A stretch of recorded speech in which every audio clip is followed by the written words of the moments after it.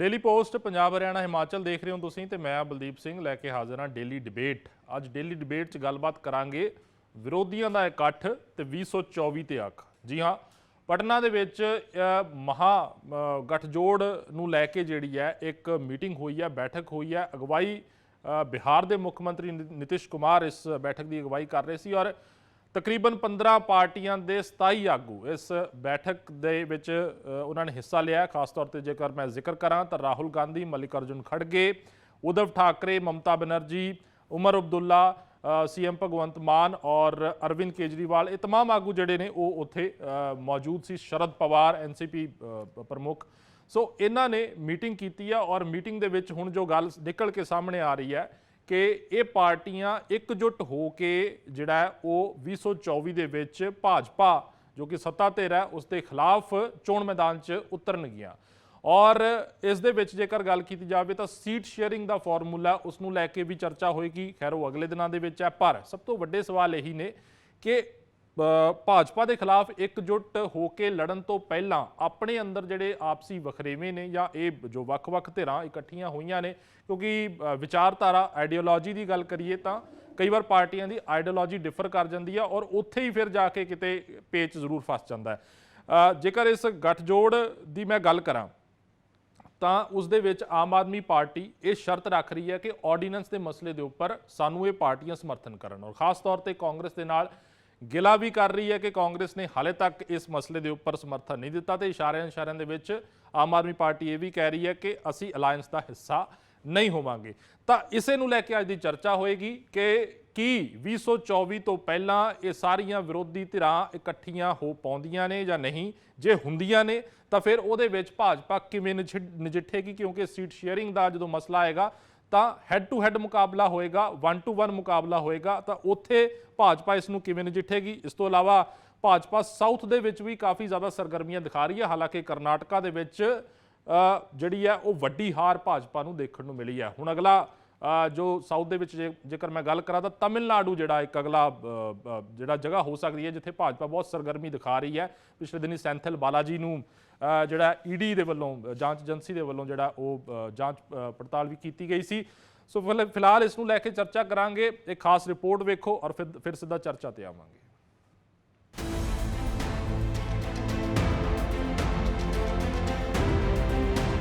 पटना दे विच बिहार के मुख्यमंत्री नीतीश कुमार की अगवाई हेठ 15 सियासी पार्टियां के करीब 27 आगू 2024 दीआं विधान सभा चोणां ते मंथन करते नजर आए। करीब 4 घंटिया तक चली विरोधी पार्टियां की बैठक दे विच शामिल सारे नेतावां ने आउण वालियां लोक सभा चोणां दे विच भाजपा खिलाफ एकजुट होण ते विचार कीता। मीटिंग दे विच विरोधी पार्टियां ने सहमति जताई है अते हुण अगली मीटिंग 12 जुलाई नूं शिमला विच होवेगी। इस विच अंतिम फैसला लिया जाना है। पटना दे विच हुई इस बैठक विच ममता बनर्जी, अरविंद केजरीवाल, भगवंत मान, MK स्टालिन समेत 6 राज्यों के मुख्यमंत्री ਅਤੇ अखिलेश यादव, उद्धव ठाकरे, महबूबा मुफ्ती समेत 5 सूबियां दे आगू शामिल रहे। बैठक दे विच राहुल गांधी ਅਤੇ कांग्रेस प्रधान मल्लिकार्जुन खड़गे भी मौजूद सन। मीटिंग तो बाद सारे आगूआं ने सांझी प्रेस कॉन्फ्रेंस की।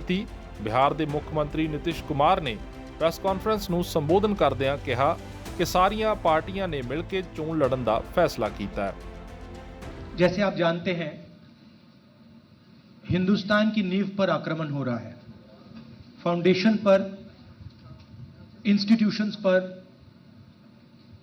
आवाज पर बीजेपी और आरएसएस आक्रमण कर रही है। मैंने मीटिंग में भी कहा यह विचारधारा की लड़ाई है और इसमें हम सब एक साथ खड़े हैं। हम में जरूर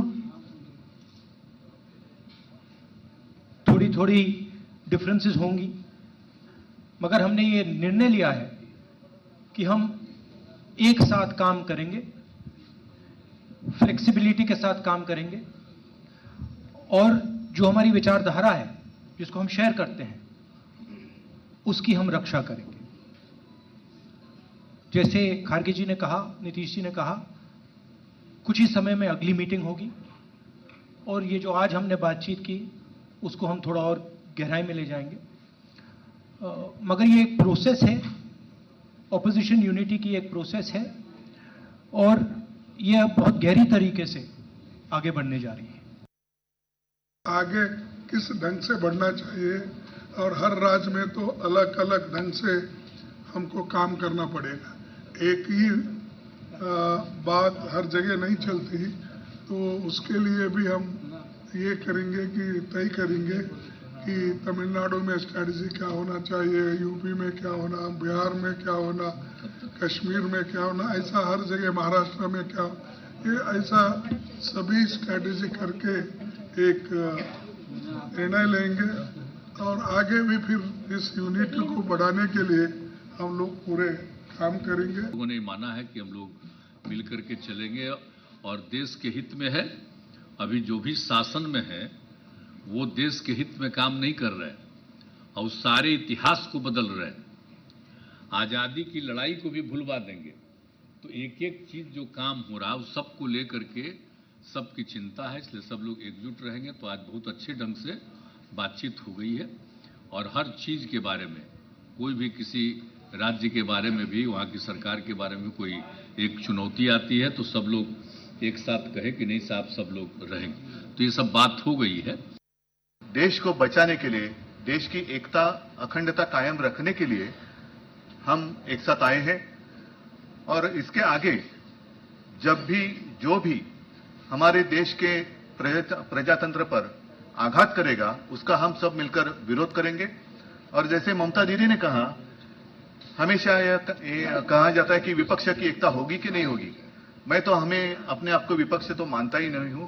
हाँ, विपक्ष जरूर जो भी देशद्रोही है और जो भी देश में तानाशाही लाना चाहते हैं उसके विरोध में हम रहेंगे। पटना से शुरुआत हुआ है, मीटिंग अच्छा हुआ है।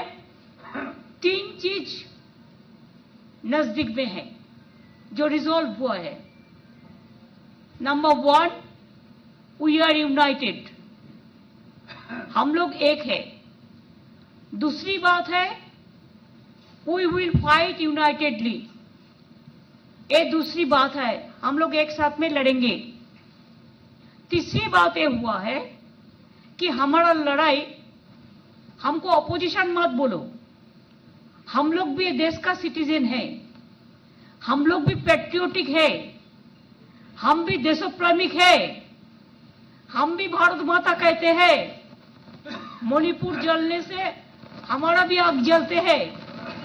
ऐसे हम लोगों ने हेतु तैयार किया कि बीजेपी का तानाशाही जो गवर्नमेंट, जो डिक्टेटरशिप चला रहा है, जो एट्रोसिटीज चला रहा है, एट्रोसिटीज टेरिबल। अब हम देख रहे हैं कि जिस तरह मुल्क के अंदर लोगों के साथ जो व्यवहार किया जा रहा है, खासकर जो माइनॉरिटीज है, जिस तरह डेमोक्रेसी को अंडरमाइन किया जा रहा है, तो उसके लिए हम सब इकट्ठे हो गए। और हमारे पास तो ज्यादा ताकत नहीं है, जम्मू कश्मीर में 5-6 सीटें हैं, पर हम समझते हैं कि आइडिया ऑफ इंडिया का जितना सपोर्टरी और वोटरी जम्मू कश्मीर है, शायद कोई ऐसा नहीं होगा।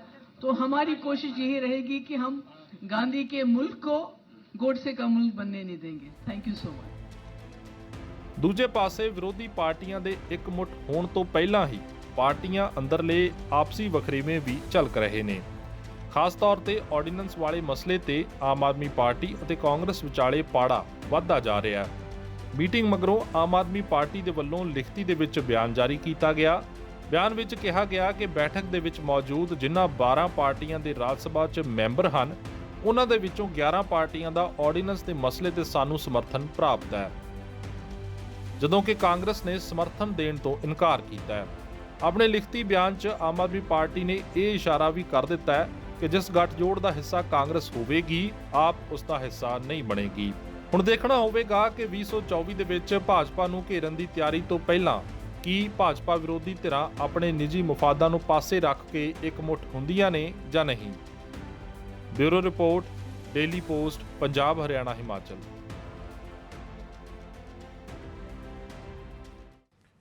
ਸੋ ਇਕਜੁੱਟ ਹੋਣ ਦੀ ਗੱਲ ਹੈ ਜਿਹੜੀ ਸਭ ਤੋਂ ਪ੍ਰਮੁੱਖ ਹੈ। ਕੁਝ ਸਵਾਲ ਇਸ ਮਸਲੇ ਦੇ ਨਾਲ ਜੁੜੇ ਹੋਏ ਰੱਖ ਦਿੰਦੇ ਆ ਔਰ ਫਿਰ ਸਿੱਧਾ ਆਪਾਂ ਚਰਚਾ ਸ਼ੁਰੂ ਕਰਾਂਗੇ। ਇਸ ਮਸਲੇ ਦੇ ਨਾਲ ਜੁੜੇ ਹੋਏ ਜਿਹੜੇ ਸਵਾਲ ਨੇ ਕਿ ਕੀ 2024 ਦੀਆਂ ਚੋਣਾਂ 'ਚ ਭਾਜਪਾ ਨੂੰ ਮਾਤ ਪਾਏਗਾ ਇਹ ਮਹਾਗਠਜੋੜ ਅਗਰ ਹੋ ਜਾਂਦਾ ਹੈ। ਕਿ 2024 ਚੋਣਾਂ ਤੋਂ ਪਹਿਲਾਂ ਪਾਰਟੀਆਂ ਦੇ ਆਪਸੀ ਮਤਭੇਦ ਮਿਟ ਜਾਣਗੇ ਤੇ ਗੱਠਜੋੜ ਮੁਕੰਮਲ ਹੋ ਜਾਏਗਾ। ਕੀ ਭਾਜਪਾ ਵਿਰੁੱਧ ਸੀਟ ਸ਼ੇਅਰਿੰਗ ਦਾ ਪੈਂਤੜਾ ਕਾਮਯਾਬ ਹੋਏਗਾ? ਕਿਉਂਕਿ ਮੇਨਲੀ ਇਹੀ ਹੈ ਕਿ ਵਿਰੋਧੀ ਪਾਰਟੀਆਂ ਦੇ ਵਿੱਚ ਸੀਟ ਸ਼ੇਅਰਿੰਗ ਤੇ ਸਹਿਮਤੀ ਬਣ ਜਾਏਗੀ ਕਿ ਨਿੱਜੀ ਮੁਫਾਦਾਂ ਨੂੰ ਪਾਸੇ ਰੱਖ ਸਕਣਗੀਆਂ ਵਿਰੋਧੀ ਧਿਰਾਂ। ਸਭ ਤੋਂ ਅਹਿਮ ਹੈ ਕਿਉਂਕਿ ਕਈ ਵਾਰ ਨਿੱਜੀ ਇੰਟਰਸਟ ਜਿਹੜੇ ਨੇ ਉਹ ਇੱਕ ਦੂਜੇ ਦੇ ਕਨਫਲਿਕਟ ਦੇ ਵਿੱਚ ਹੁੰਦੇ ਨੇ, ਜਿਵੇਂ ਕਿ ਦਿਸ ਵੀ ਰਿਹਾ। ਹਾਲੇ ਪਹਿਲੀ ਮੀਟਿੰਗ ਹੋਈ ਹੈ, ਉਸ ਦੇ ਵਿੱਚ ਹੀ ਆਮ ਆਦਮੀ ਪਾਰਟੀ ਆਰਡੀਨੈਂਸ ਦੇ ਮਸਲੇ ਨੂੰ ਲੈ ਕੇ ਕਾਂਗਰਸ ਨੂੰ ਜਿਹੜਾ ਉਹ ਕਹਿ ਰਹੀ ਹੈ ਕਿ ਸਮਰਥਨ ਨਹੀਂ ਦਿੱਤਾ ਜਾ ਰਿਹਾ ਤੇ ਅਸੀਂ ਇਸ ਗੱਠਜੋੜ ਦਾ ਹਿੱਸਾ ਨਹੀਂ ਲਾਂਗੇ। ਤਾਂ ਉਹ ਨਿੱਜੀ ਮੁਫਾਦ ਕਿੰਨੇ ਕੁ ਦੂਰ, ਅਗਰ ਵਾਕਈ ਇਹ ਲੱਗਦਾ ਕਿ ਨਿਸ਼ਾਨਾ ਸਾਡਾ ਬਹੁਤ ਵੱਡਾ ਹੈ ਤੇ ਉਹਨੂੰ ਅਸੀਂ ਅਚੀਵ ਕਰਨਾ ਹੈ, ਤਾਂ ਕੀ ਉਹਦੇ ਲਈ ਨਿੱਜੀ ਮੁਫਾਦ ਪਾਸੇ ਰੱਖੇ ਜਾ ਸਕਦੇ ਨੇ ਜਾਂ ਨਹੀਂ? ਇਹ ਬੜਾ ਇੱਕ ਅਹਿਮ ਚੀਜ਼ ਹੋਏਗੀ, ਇਸ ਨੂੰ ਲੈ ਕੇ ਗੱਲਬਾਤ ਕਰਾਂਗੇ।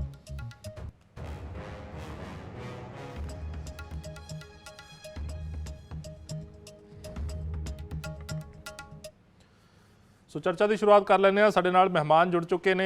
ਬੀਜੇਪੀ ਤੋਂ ਅਮਨਜੋਤ ਕੌਰ ਰਾਮੂਵਾਲੀਆ, ਕਾਂਗਰਸ ਤੋਂ ਰੂਬੀ ਗਿੱਲ, ਆਮ ਆਦਮੀ ਪਾਰਟੀ ਤੋਂ ਐਡਵੋਕੇਟ ਬਿਕਰਮਜੀਤ ਪਾਸੀ ਔਰ ਸ਼੍ਰੋਮਣੀ ਅਕਾਲੀ ਦਲ ਤੋਂ ਰਣਬੀਰ ਸਿੰਘ ਸਾਡੇ ਨਾਲ ਮੌਜੂਦ ਨੇ ਸਟੂਡੀਓ ਦੇ ਵਿੱਚ। ਸ਼ੁਰੂਆਤ ਕਰ ਲੈਂਦੇ ਹਾਂ। ਸਾਡੇ ਨਾਲ ਰੂਬੀ ਗਿੱਲ ਜੀ ਨੇ ਕਾਂਗਰਸ ਤੋਂ। ਗਿੱਲ ਸਾਹਿਬ, ਕਿਵੇਂ ਦੇਖਦੇ ਹੋ? ਪਹਿਲਾਂ ਤਾਂ ਇਹ ਮੀਟਿੰਗ ਹੋਈ ਹੈ, ਵਿਰੋਧੀ ਪਾਰਟੀਆਂ ਦੀ 2024 ਦਾ ਨਿਸ਼ਾਨਾ ਹੈ।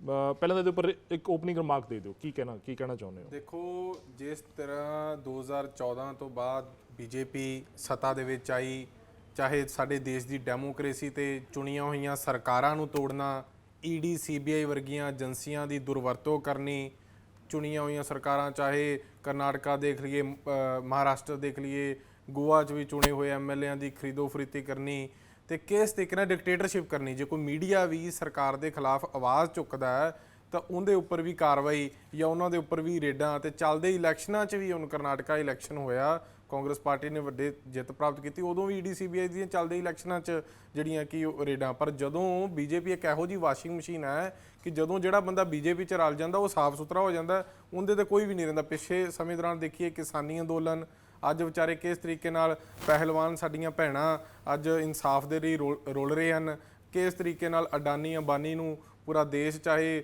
에ਅਰਲਾਈਨ ਦੇਖ ਲਈਏ, ਚਾਹੇ ਕੋਲ ਮਾਈਨ ਦੇਖ ਲਈਏ, ਟਰਾਂਸਪੋਰਟ ਦੇਖ ਲਈਏ, ਸਾਰਾ ਸਿਸਟਮ ਹੁਣ ਤਾਂ ਕਸ਼ਮੀਰ 'ਚ ਸੇਬਾਂ ਤੇ ਵੀ ਅਡਾਨੀ ਹੋਣਾ ਦੀ ਸਟੰਪ ਲੱਗਣ ਲੱਗ ਪਈ ਵੀ ਇਹ ਦੇਸ਼ ਨੂੰ ਸਿਰਫ ਕੋਆਪਰੇਟਿਵ ਘਰਾਣੇ ਚਲਾ ਰਹੇ ਹਨ। ਉਹਨਾਂ ਦੇ ਖਿਲਾਫ ਅੱਜ ਆਪੋਜੀਸ਼ਨ ਪਾਰਟੀਆਂ ਇੱਕ ਪਲੇਟਫਾਰਮ ਤੇ ਇਕੱਠੀਆਂ ਹੋਈਆਂ, ਇਕੱਠੇ ਹੋਣ ਦਾ ਫੈਸਲਾ ਕੀਤਾ।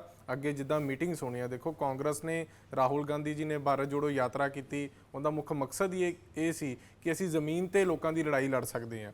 ਤੇ ਉਸੇ ਤਰੀਕੇ ਨਾਲ ਸਾਰਿਆਂ ਨੂੰ ਇਕੱਠੇ ਹੋ ਕੇ ਇੱਕ ਅਪੀਲ, ਇੱਕ ਨਾਅਰਾ ਮਾਰਿਆ ਕਿ ਆਓ ਇਕੱਠੇ ਹੋ ਕੇ ਇਸ ਤਾਕਤ ਦੇ ਖਿਲਾਫ ਲੜੀਏ।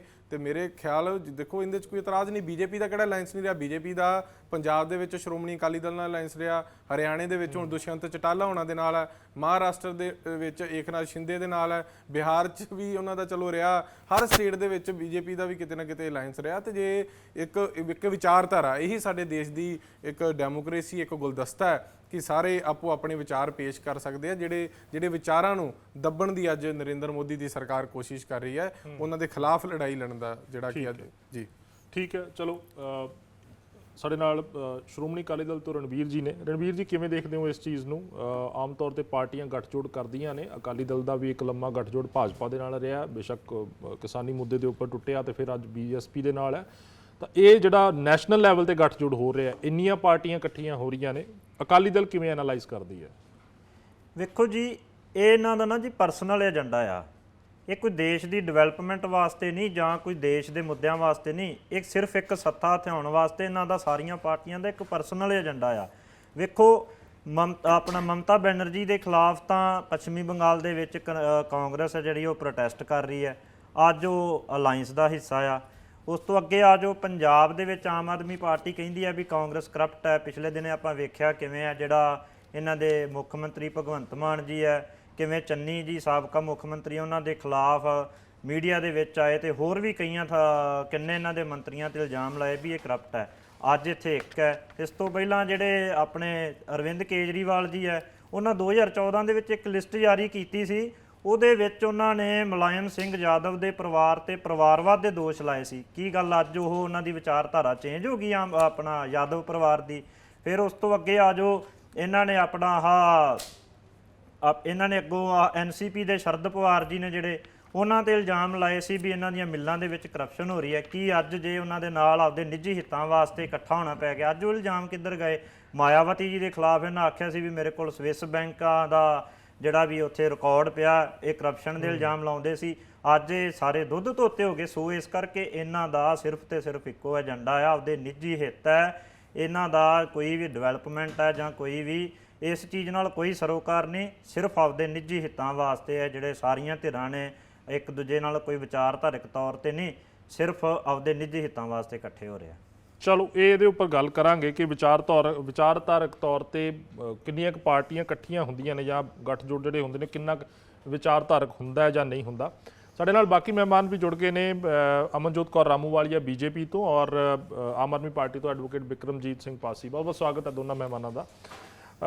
ਅਮਨਜੋਤ ਜੀ, ਸਾਰੀਆਂ ਪਾਰਟੀਆਂ ਇਕੱਠੀਆਂ ਹੋ ਰਹੀਆਂ ਨੇ ਪਟਨਾ ਦੇ ਵਿੱਚ, ਇੱਕ ਮਹਾ ਬੈਠਕ ਵੀ ਕਹਿ ਸਕਦੇ ਹੋ ਤੁਸੀਂ।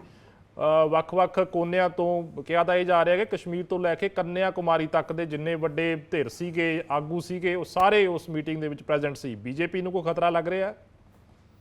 ਸਰ ਬਲਦੀਪ ਸਿੰਘ, ਗੱਲ ਇਹ ਹੈ ਕਿ ਸਾਰੀਆਂ ਪਾਰਟੀਆਂ ਬੀਜੇਪੀ ਤੋਂ ਇੰਨੀਆਂ ਡਰ ਗਈਆਂ ਕਿ ਇਕੱਲੇ ਲੜਨ ਦੀ ਹਿੰਮਤ ਨਹੀਂ ਕਰ ਰਹੀਆਂ ਤੇ ਹੁਣ ਕਹਿੰਦੀਆਂ ਵੀ ਅਸੀਂ ਇਕੱਠੀਆਂ ਹੋ ਕੇ ਲੜੀਏ। ਪਰ ਅਫਸੋਸ ਇਹ ਹੈ ਕਿ ਚਾਹੇ ਕੱਲੀਆਂ ਲੜਨ, ਚਾਹੇ ਇਕੱਠੀਆਂ ਹੋ ਕੇ ਲੜਨ, ਹਾਰ ਉਹਨਾਂ ਨੇ ਸਭ ਨੇ ਜਾਣਾ। ਬਹੁਤ ਚੰਗੀ ਗੱਲ ਕਹੀ ਸੀ ਅਕਾਲੀ ਦਲ ਦੇ ਪ੍ਰਵਕਤਾ ਨੇ ਕਿ ਕੀ ਇਹ ਹੁਣ ਸਵਾਰਥ ਦਾ ਗੱਠਜੋੜ ਆ? ਇਹ ਬਿਲਕੁਲ ਸਵਾਰਥ ਦਾ ਗੱਠਜੋੜ ਆ। ਕੁਝ ਦਿਨ ਪਹਿਲਾਂ ਤਾਂ ਇੱਕ ਦੂਜੇ ਨੂੰ ਗਾਲਾਂ ਕੱਢਦੇ ਸੀਗੇ, ਹੁਣ ਅੱਜ ਇਕੱਠੇ ਹੁੰਦੇ ਆ। ਅਰਵਿੰਦ ਕੇਜਰੀਵਾਲ ਦੀ ਇਸ ਸਹੁੰ ਦਾ ਕੀ ਗਿਆ ਕਿਆ ਕਿ ਜਿਹੜਾ ਕਹਿੰਦਾ ਸੀ ਮੈਂ ਤਾਂ ਦੇਸ਼ ਵਿੱਚ ਇਕੱਲਾ ਲੜੂੰਗਾ, ਕਦੇ ਕਿਸੇ ਦੇ ਨਾਲ ਨਹੀਂ ਲੜੂੰਗਾ, ਤੇ ਅੱਜ ਸਭ ਨੂੰ ਫੁੱਲ ਦਿੰਦਾ ਫਿਰਦਾ। ਔਰ ਕਾਂਗਰਸ ਤੋਂ ਟਾਈਮ ਮੰਗ ਰਿਹਾ, ਟਾਈਮ ਨਹੀਂ ਮਿਲਿਆ। ਮਮਤਾ ਬੈਨਰਜੀ ਨੂੰ ਪਾਰਟੀ ਨੇ ਕਿਸੇ ਵਕਤ ਉਹਦੇ ਵਾਲ ਪੁੱਟੇ ਸੀ ਤੇ ਇਹਨੂੰ ਅਰੈਸਟ ਦੇ ਬੁਰੀ ਬਣਾ ਰਹੇ ਸੀ ਕਿ ਕਿਦੋਂ ਇਹਨੂੰ ਅਰੈਸਟ ਕਰੀਏ, ਕਿਸ ਤਰੀਕੇ ਨਾਲ ਅਰੈਸਟ ਕਰੀਏ ਮਿਨਿਸਟਰ ਦੀ ਬੇਇੱਜ਼ਤੀ ਕਰਨ ਤੇ। ਔਰ ਜਿੱਥੇ ਕੁੱਟ ਕਟਾਪਾ ਹੋਇਆ, ਗਾਲਾਂ ਗਲੋਚੀ ਹੋਇਆ, ਉੱਥੇ ਅੱਜ ਉਹ ਇਕੱਠੇ ਹੋਣਗੇ ਕਿਸ ਸੰਦਰਭ ਦੇ ਵਿੱਚ?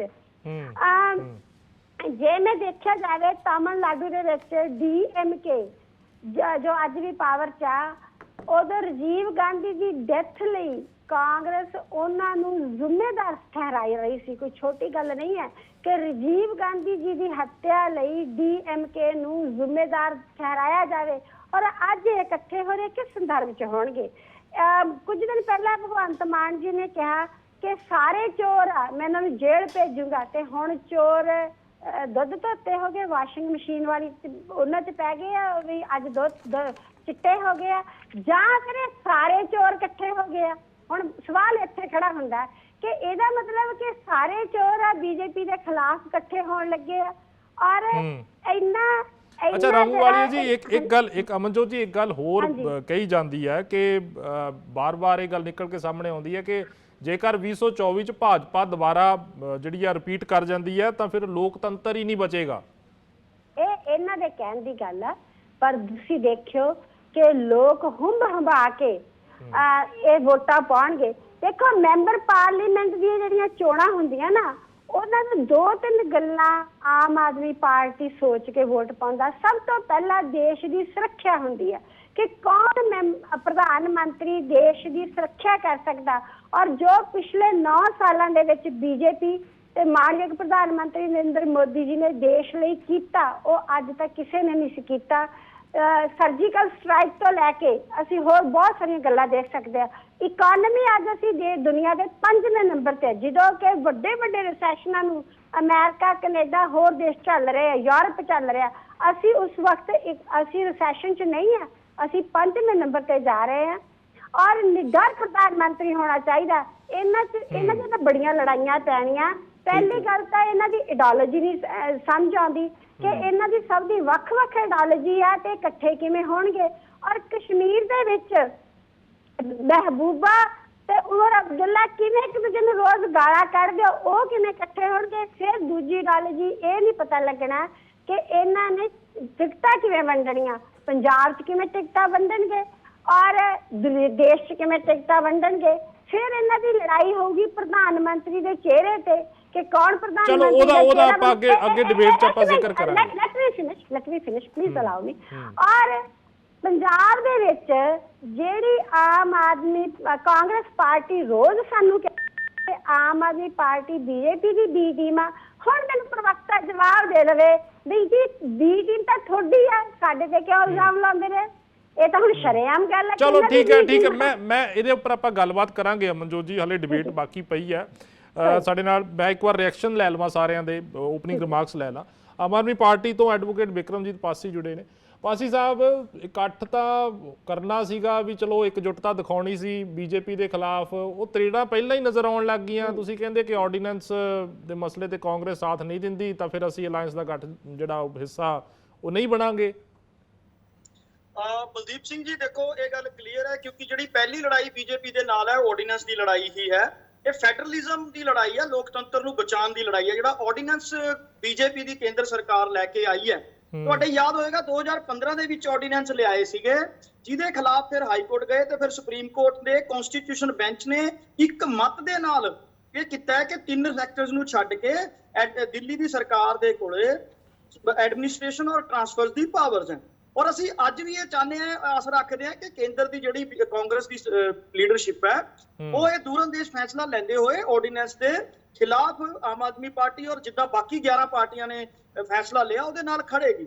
ਦੂਸਰੀ ਚੀਜ਼, ਮੈਂ ਹੁਣ ਜਿਹੜੇ ਮੇਰੇ ਬੀਜੇਪੀ ਔਰ ਅਕਾਲੀ ਦਲ ਦੇ ਬੁਲਾਰੇ ਬੋਲ ਕੇ ਗਏ, ਰੂਬੀ ਗਿੱਲ ਜੀ ਨੇ ਇੱਕ ਬੜੀ ਅੱਛੀ ਗੱਲ ਕਹੀ ਸੀ ਕਿ ਜਿਹੜਾ ਹੈ ਇਹ ਜ਼ਰੂਰੀ ਹੈ ਹਿੰਦੁਸਤਾਨ ਦੇ ਵਿੱਚ ਅੱਜ ਅਗਰ ਇਕੱਠੇ ਹੋ ਕੇ ਲੜਦੇ ਆ। ਮੈਂ ਇੱਕ ਚੀਜ਼ ਤੁਹਾਨੂੰ ਮੈਂ ਕਲੀਅਰ ਦੱਸਣਾ ਚਾਹ ਰਿਹਾ, ਜਿਹੜੇ ਮੇਰੇ ਬੀਜੇਪੀ ਔਰ ਅਕਾਲੀ ਦਲ ਦੇ ਬੁਲਾਰੇ ਬੋਲ ਕੇ ਇਹਨਾਂ ਨੂੰ ਯਾਦ ਕਰਾਦਾ, ਅੱਜ ਵੀ ਤੁਹਾਡੇ ਐਨਡੀਏ ਦੇ ਵਿੱਚ 15 ਪਾਰਟੀਆਂ, ਨੀਤੀਸ਼ ਕੁਮਾਰ ਜੀ ਤੁਹਾਡੇ ਪਾਰਟਨਰ ਵੀ ਰਹੇ ਹੈ, ਮਹਿਬੂਬਾ ਮੁਫਤੀ ਤੁਹਾਡੀ ਪਾਰਟਨਰ ਵੀ ਰਹੀ ਹੈ, ਹੋਰ ਕਿੰਨੀਆਂ ਗਨਾਵਾਂ, ਬੀਜੂ ਜਨਤਾ ਦਲ, ਸ਼ਿਵ ਸੈਨਾ, ਬਾਲਾ ਸਾਹਿਬ ਠਾਕਰੇ ਨੂੰ ਤੁਸੀਂ ਗੁਰੂ ਕਹਿੰਦੇ ਹੁੰਦੇ ਸੀ ਤੁਹਾਡੇ ਕਈ ਲੀਡਰ, ਔਰ ਜਿਨ੍ਹਾਂ ਦੀ ਪਾਰਟੀ ਤੋੜ ਕੇ ਤੁਸੀਂ ਫਿਰ ਆਪਣੀ ਸੱਤਾ ਬਣਵਾਈ।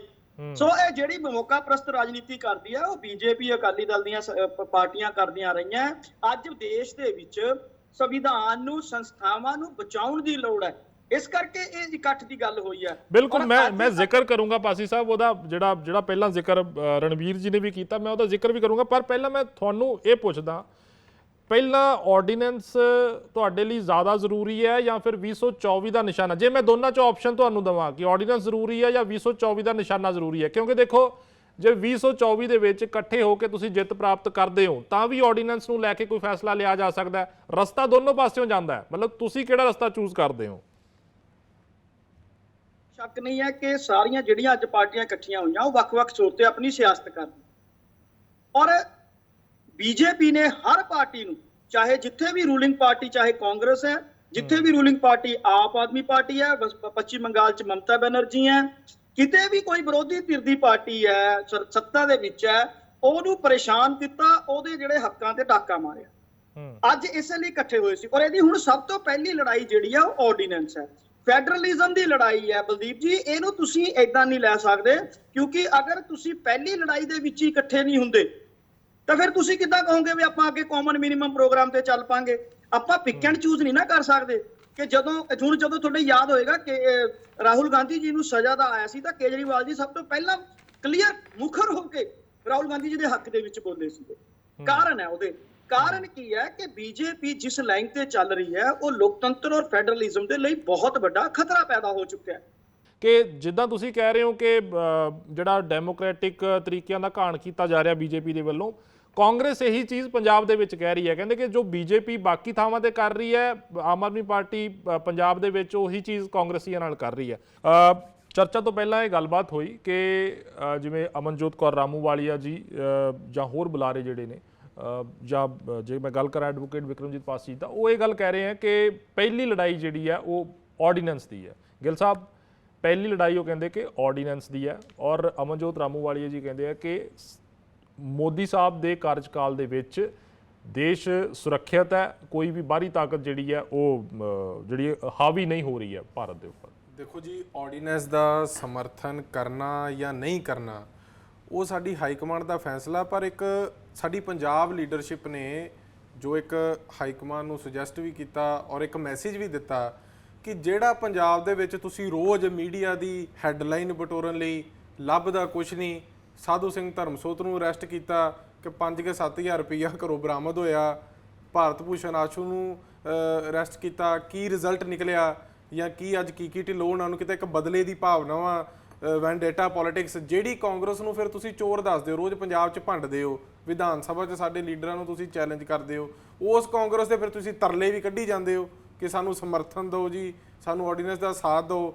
ਤੇ ਜੇ ਐਡੀ ਕਾਂਗਰਸ ਮਾੜੀ ਹੈ ਫਿਰ ਰਿੰਕੂ ਜੀ ਨੂੰ ਲਿਆ ਕੇ ਕਾਂਗਰਸ 'ਚੋਂ ਫਿਰ MP ਬਣਾਇਆ ਤੇ 40-45 ਦੇ ਕਰੀਬ MLA ਡਾਟਾ ਕੱਢ ਲਓ ਸਾਰੇ ਕਾਂਗਰਸ 'ਚੋਂ ਗਏ ਆ। ਕੋਈ ਸਾਡੇ MLA ਦਾ PA ਹੁੰਦਾ ਸੀ, ਕੋਈ ਕਿਵੇਂ ਹੁੰਦਾ ਸੀ, ਚਲੋ ਠੀਕ ਆ ਪਰਮਾਤਮਾ ਉਹਨਾਂ ਨੂੰ ਉਹ ਕੀਤਾ, ਉਹ ਨਹੀਂ ਚੱਕਰ। ਪਰ ਜੇ ਕਾਂਗਰਸ ਐਡੀ ਮਾੜੀ ਹੈ ਅੱਜ ਸਮਰਥਨ ਕਿਉਂ ਮੰਗ ਰਹੇ ਹੋ? ਅਸੀਂ ਨਹੀਂ ਕਹਿੰਦੇ ਨਰਿੰਦਰ ਮੋਦੀ ਦੇ ਖਿਲਾਫ ਲੜਨ ਲਈ ਅਸੀਂ ਤਿਆਰ ਹਾਂ, ਅਸੀਂ ਬਿਲਕੁਲ ਉਹ ਚੀਜ਼ ਆ, ਪਰ ਉਹ ਸਾਰੀਆਂ ਚੀਜ਼ਾਂ ਸੋਚ ਵਿਚਾਰ ਕੇ ਸਾਡੀ ਹਾਈ ਕਮਾਂਡ ਲੋਕਲ ਲੀਡਰਸ਼ਿਪ ਨਾਲ ਗੱਲ ਕਰਕੇ। ਔਰ ਜੇ ਤੁਸੀਂ ਕਹਿੰਦੇ ਹੋ ਜੇ ਪੰਜਾਬ ਦੇ ਵਿੱਚ ਆਪਰੇਸ਼ਨ ਅੰਮ੍ਰਿਤਪਾਲ ਚੱਲ ਸਕਦਾ ਹੈ, NSA ਨੌਜਵਾਨਾਂ ਤੇ ਲਾਏ ਜਾ ਸਕਦੇ ਆ, ਰਲ ਕੇ ਭਗਵੰਤ ਮਾਨ ਜੀ ਨੇ ਧੰਨਵਾਦ ਵੀ ਕੀਤਾ, ਕੇਜਰੀਵਾਲ ਜੀ ਨੇ ਵੀ ਅਮਿਤ ਸ਼ਾਹ ਜੀ ਦਾ ਧੰਨਵਾਦ ਕੀਤਾ ਸੀ, ਫਿਰ B ਟੀਮ ਤੁਸੀਂ ਹੋ ਕੇ ਕੌਣ ਹੈ?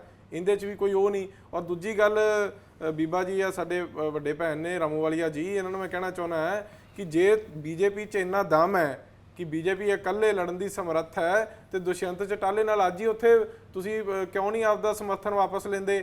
ਹਰਿਆਣੇ ਦੇ ਵਿੱਚ, ਮਹਾਰਾਸ਼ਟਰ ਦੇ ਵਿੱਚ ਕਿਸ ਤਰੀਕੇ ਨਾਲ MLAਆਂ ਦੀ ਖਰੀਦੋ ਫਰੋਖਤ ਕਰਕੇ ਉਹਨਾਂ ਨੂੰ ਹੋਟਲਾਂ ਦੇ ਵਿੱਚ ਰੱਖ ਕੇ, ਤੇ ਪੰਜਾਬ ਦੇ ਵਿੱਚ 10 ਸਾਲ ਤੁਸੀਂ ਅਕਾਲੀ ਦਲ ਦੇ ਨਾਲ ਰਲ ਕੇ ਰਾਜ ਕੀਤਾ, ਨਿਤੀਸ਼ ਕੁਮਾਰ, ਮਹਿਬੂਬਾ ਮੁਫਤੀ, ਜਿਵੇਂ ਸਾਰੇ ਮੇਰੇ ਪੈਨਲਿਸਟ ਨੇ ਦੱਸਿਆ ਹੈ। ਔਰ ਗੱਲ ਇਹ ਹੈ ਕਿ ਅੱਜ BJP ਜਿਹੜੀ ਇੱਕ ਡਿਕਟੇਟਰ ਵਾਲੀ ਰਾਜਨੀਤੀ ਕਰ ਰਹੀ ਹੈ, ਜਿਹੜੀ ਇੱਕ ਤਰਫਾ ਰਾਜਨੀਤੀ ਕਰ ਰਹੀ ਹੈ, ਜਿਹੜਾ ਇਹਨਾਂ ਦਾ ਸੁਪਨਾ ਸੀ ਕਿ ਪਤਾ ਨਹੀਂ ਅਸੀਂ ਕਾਂਗਰਸ ਮੁਕਤ ਭਾਰਤ ਕਰ ਦਾਂਗੇ, ਹੁਣ ਕਰਨਾਟਕਾ 'ਚ ਇਹਨਾਂ ਨੂੰ ਮੂੰਹ ਦੀ ਖਾਣੀ ਪਈ, ਅੱਗੇ ਵੀ ਇਲੈਕਸ਼ਨ ਆ ਰਹੇ ਹੈ ਕਿ ਜਿਹੜੇ ਰਿਜ਼ਲਟ ਬੜੇ ਵਧੀਆ ਹੋਣਗੇ। ਕਾਂਗਰਸ ਦੀ ਸੋਚ ਭਾਰਤ ਜੋੜੋ ਸੋਚ ਹੈ, ਕਾਂਗਰਸ ਦੀ ਇਹ ਸੋਚ ਹੈ ਕਿ ਜੇ ਇੱਕ ਪਲੇਟਫਾਰਮ ਤੇ ਸਾਰੇ ਇਕੱਠੇ ਹੋਣੇ ਚਾਹੁੰਦੇ ਆ।